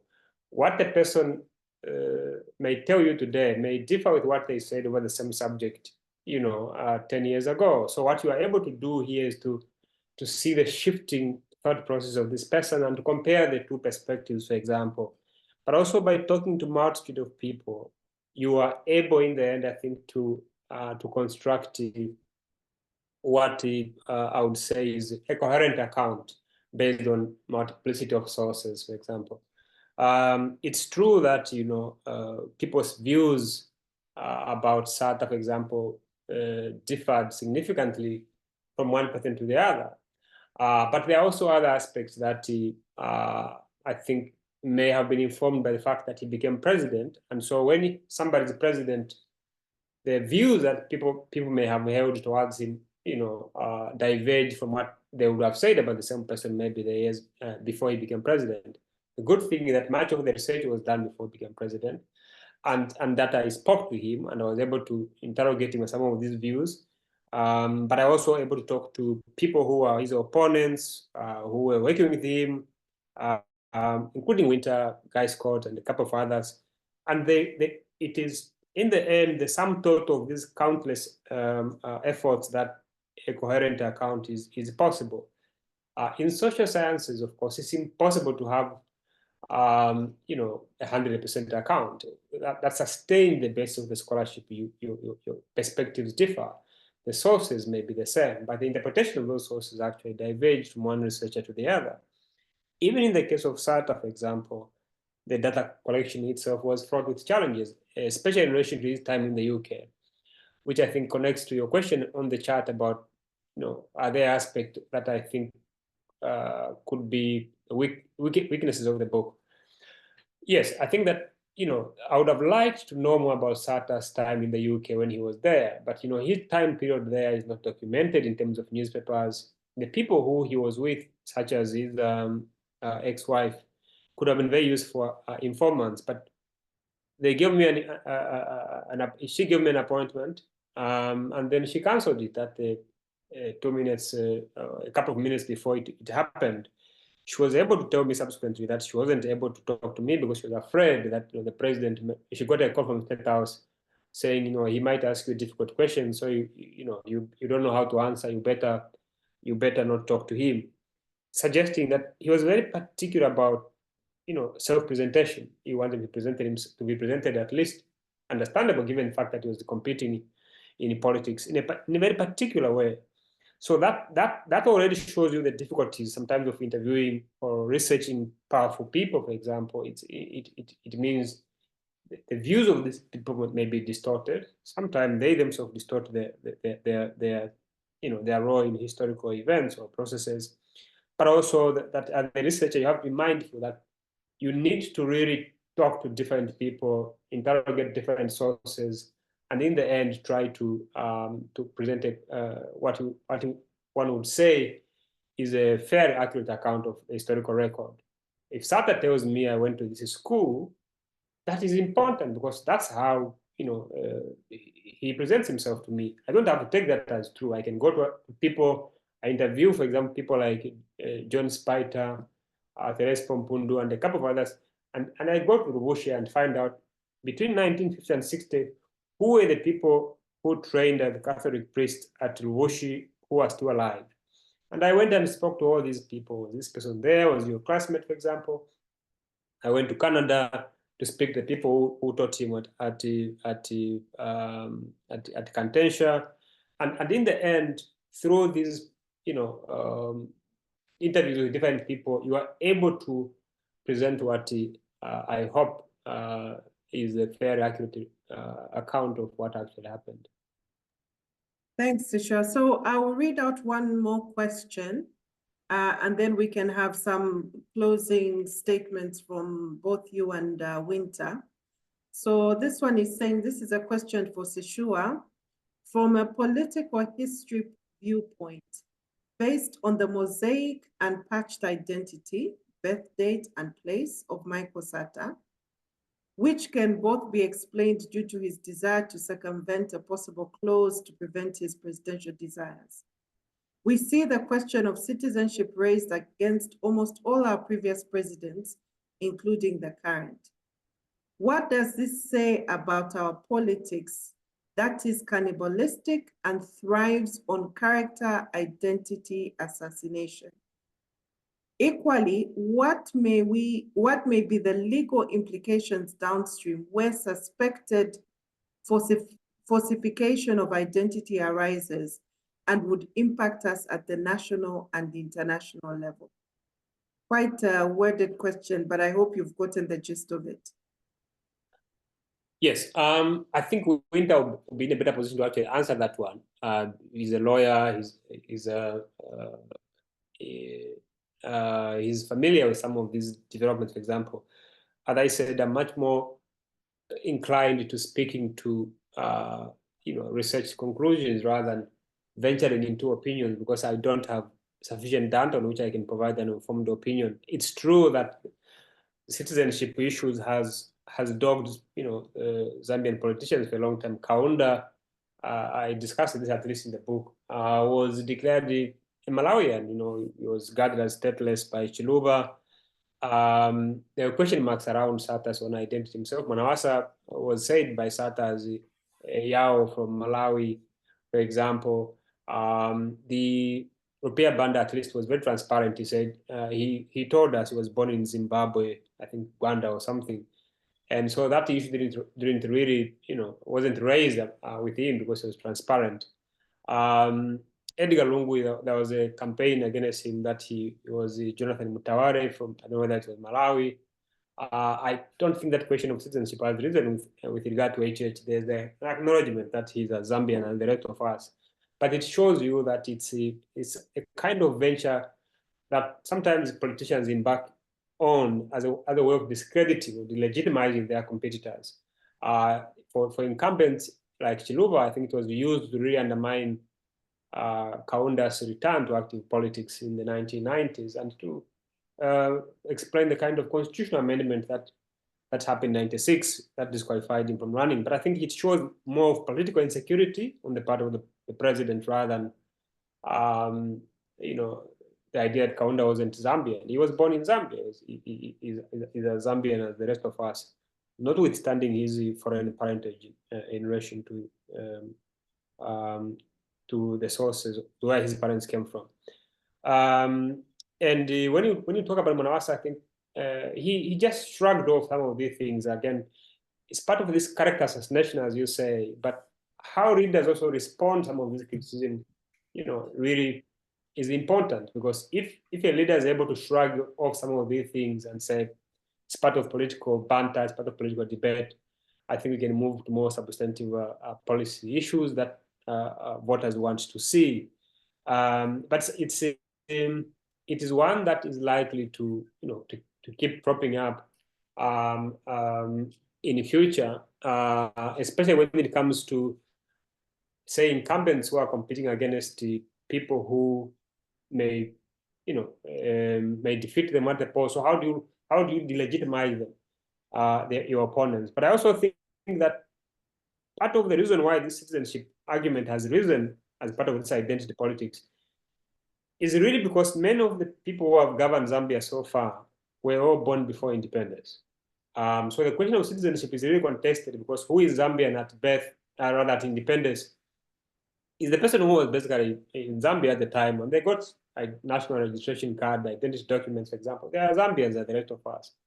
I don't think it's likely to feature prominently, when it comes to people who are born in Zambia after independence, because, these are people who are born in very specific places like Chinsali or Shumavala. And I think that is because that generation of Zambians who were born before 1964 is really in the departure lounge, so to speak. It's an issue that I hope will die soon, so that we concentrate more on policy issues. Fantastic. I think we could possibly go on and on because I think there's just so much that we could discuss and dissect with regards to Michael Sata. and the politics that he sort of propagated and practiced. So I think I would just want both you and Winter to just give us a parting statement. And the parting statement is around what lessons should we take forward into the next set of 60 years for Zambia, looking at the character and personality that Michael was, and the politics he practiced, and the populism that sort of ushered him into the presidency. So in a few words, I'll start with you, Winter. Thank you, Melissa. I think the fundamental lesson from what is documented by Sishuwa in the book about Michael Sata is really the issue that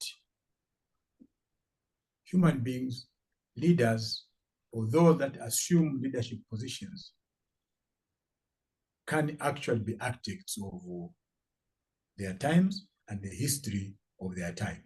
I think that's my takeaway from the book. And that Michael was able to design his own political journey and then get others to join him in that journey. And the coalition of the people that joined Michael in that journey, which he himself was an architect, was seen as a coalition that could move this country forward. Secondly, that documenting such history is important for the development of our country. Sishuwa has referred to the issue of research. That research requires money. And really, the University of Zambia and other institutions, colleges, and other institutions of higher learning need a deliberate policy from every government to make sure that there is a research vote for these institutions. Otherwise, how do you collect information? How do you put together this knowledge that is so important? How do you archive it for this generation and the future generations? So this is extremely important. We can talk about Michael Sata today, but his lessons, our lessons from Michael, would be very limited if no further research is undertaken. Like Sishuwa ably puts it, he couldn't go beyond the scope of this book. So somebody else must be able to do that. Pick up, that portion of the trip and move on with it. There are so many people that would like, you don't have, reputable publishing houses in Zambia. I mean, I was discussing with the Sishuwa about the publication of his book. No, it can't be done here. It can't be done here. I myself are struggling, to find a publisher for my book, because I can't find, the local ones that can work on the basis of a timeline, and everything. So it's important for all of us, to speak to these issues, and also lastly, really breed the type of intellectuals of the likes of Sishuwa. And I'm not flattering him. Because we need this cross-pollination of ideas in our country. No country has ever developed if this cross-pollination of ideas is killed. More so if the institution in the forefront of killing the cross-pollination of these ideas and the diversity of these ideas is government itself.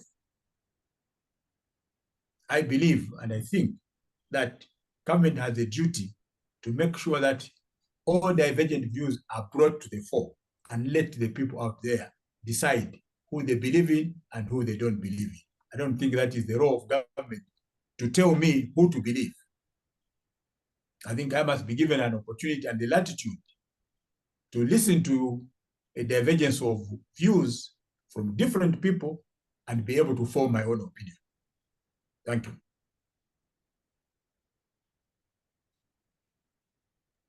Sishuwa? Thank you so much. I just wanted to thank you, everyone who turned up to join the conversation. I'm very, very grateful that you made the time. In a sense, you demonstrate the collective nature of research. It's impossible to write this kind of work without the cooperation of so many informants who will come into their homes to talk to me. It's impossible to write this kind of work without the support of the wonderful supervisors, intellectual guides that I've had along throughout my journey, starting as an undergraduate, a student at the University of Zambia. I mentioned in the book Dr. Webika Kitty, who I noticed was in the audience, Dr. Alima Kalusa, and other colleagues who were very instrumental in generating the kind of seed that ultimately led to the production of works like these. At Oxford, I had the wonderful supervisors, represented by Nick Chisman, who spoke earlier, and the late Georg, who was part of my two PhD supervisors. There were others, Miles Lama, but I also, received the support of other people like Jeremy Sicking at the University of Cape Town, who gave me a home to write this kind of work, because it's impossible to write books if given the kind of class sizes we have at public universities like University of Zambia and Coabelt University or even Mulungushi, because you need to give researchers the space in which they can actually work to produce the kind of work that we need as a country, in addition to supporting them financially. They can't do that if they are having, classes with students as big as large as 500 students, for example, per class, or even 800 in some cases. It's impossible to produce a successful graduate in those kind of conditions. Even here where I am at Stellenbosch, so that the university is very, very supportive in giving me the space to actually finish this kind of work. So in the end, your attendance of this event is illustrative of the cooperative nature of research project. And of course, I should be grateful also to Melissa and the team that at ZAM Oxbridge, who reached out and said, hey, we're organizing this event, can you please come? And I was very delighted with the invitation. I'm very grateful for that, because it gave me a chance to learn from the feedback of other people about the kind of work. When you write a book, you put it out there, you're at the mercy of the judgment of the reader, and it was so encouraging to hear people talk glowingly about the book. People like Winter, our politicians are not people who read, to put it mildly. But one thing that I liked about Winter, and I'm not saying this to flatter him, is that he represents the intellectual politician, somebody who has respect for ideas, somebody who ensures that the record is kept neatly, because they know the researcher will be there tomorrow. When I went to Winter's place, I found neatly organized files, and you ask him about this, he produced the letter. We need to have libraries at State House. If I go to State House, for example, I go to an office of a minister, there should be a library that shows that people are actually reading. But what kind of work are you reading? Are you reading Zambian works, for example? If there are no Zambian works, what are we doing to create the conditions in which local academics can thrive, to make sure that they produce the kind of work that we are launching today? And this is not just in relation to social sciences, it's also in relation to those academics who are working in the hard sciences, for example. They need the support of the state. Winter make a very good point about publishing, the difficulties of publishing. Under Kaunda, for example, we had Zambia Educational Publishing House.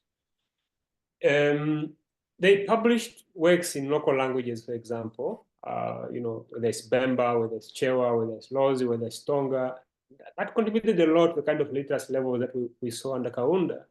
But it also allowed us to tell our stories from diverse, cultural perspectives in a way that enabled the successor generation to learn what happened before them. Those publication houses are gone.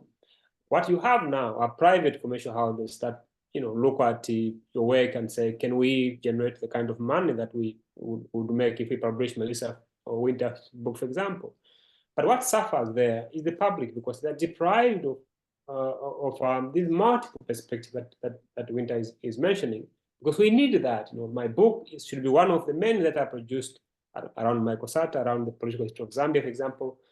And in the end, somebody like you, Melissa, somebody like the reader in the audience should be able to get all these books and have a better perspective of where you have come from. We can't do that, for example, if we don't address the issue of the continued underfunding of research in public universities, whether it's in sciences, hard sciences, for example, whether it's in relation to the social sciences as well. And finally, the key point, I think, for the book for me is, we need to know our leaders. The kind of leadership that our presidents, provide when in State House is not something that that is new. It's a reflection of the values that speak to their upbringing, their formative experiences. When you look at Michael Sata, for example, much of what he does in adulthood is something that he learned from his formative experience in the Zambian Copper Belt, which served for a very long time, and I would say even now, as the breeding ground for successful politicians. And you have got to go back and say, what were the education experience of this person, what were the values of his family, what were the institutions under which he came through, and what were the values of these institutions. Who are these people? Who are our leaders, for example? We don't know many of our leaders, for example. Amos Marupenga has done a wonderful work in relation to documenting Wanawasasi formative experience, for example, giving him a chance to speak about his experiences. But what about the other leaders? They have died, some of them, without giving us much into their upbringing. Kaunda, at least, is an exception here because he wrote his experiences in that book, Zambia Shall Be Free. But we need more of our leaders to write about their experiences. President Hichilema, President Lungu, there's so much that they can contribute to our collective story. Can they tell us, the decision that they made as leaders, for example, the same way that Winter is saying he's going to produce his memoir? It's very important. In South Africa, when you go to these bookshops, much of the books that you find about South Africans have autobiographical experiences of their leaders in terms of those who were involved in the struggle or in public life, for example. In Zambia, we don't even have, political leaders, for example, who write about their experiences. Yes, Zakashamba has done so, Mbita Chitara has done so. But much of the crop of politicians that we have after 1991 hasn't documented its experiences. Academics can only write from an outsider's perspective.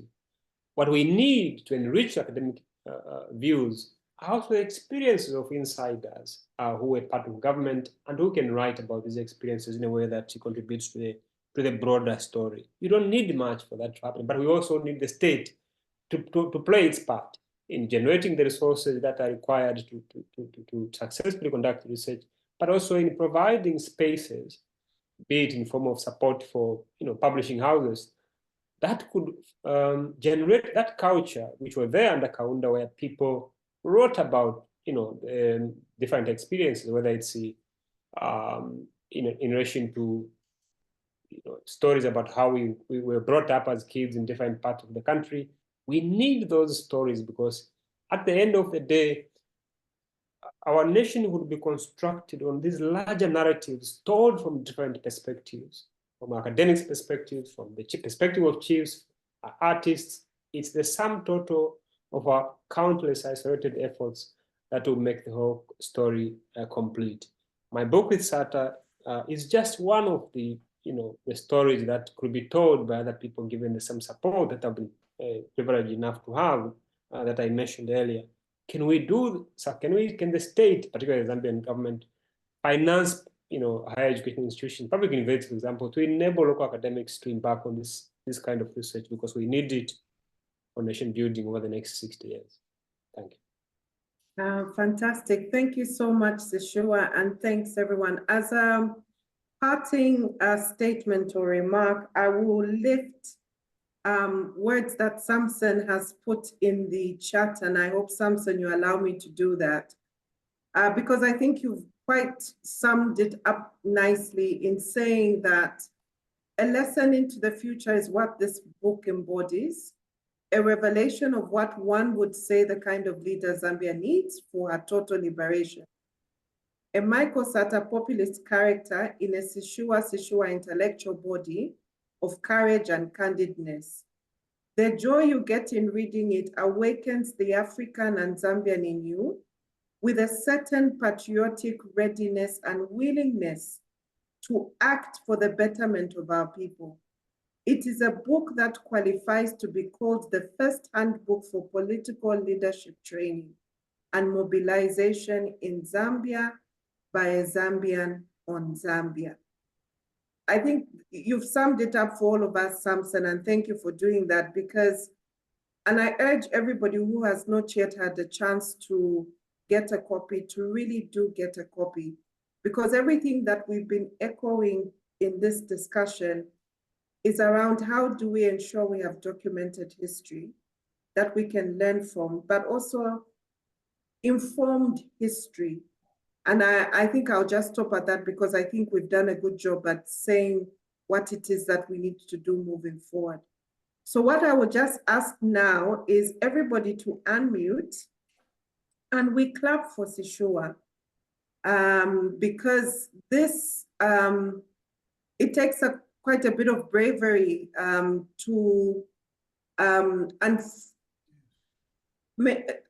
it takes a lot of bravery to take the stance that you want to do the research for your academic work in such an environment on your own motherland. So I would just want to ask everybody to unmute and we clap for Sishuwa. And let's oh, yeah. Oh, thank you. There you go, Sishuwa. Thank you so much. Okay, thank you. Thank you, everybody. And well done, Sishuwa. And we look forward to more engagements like this. So please do look out for the recording of the session.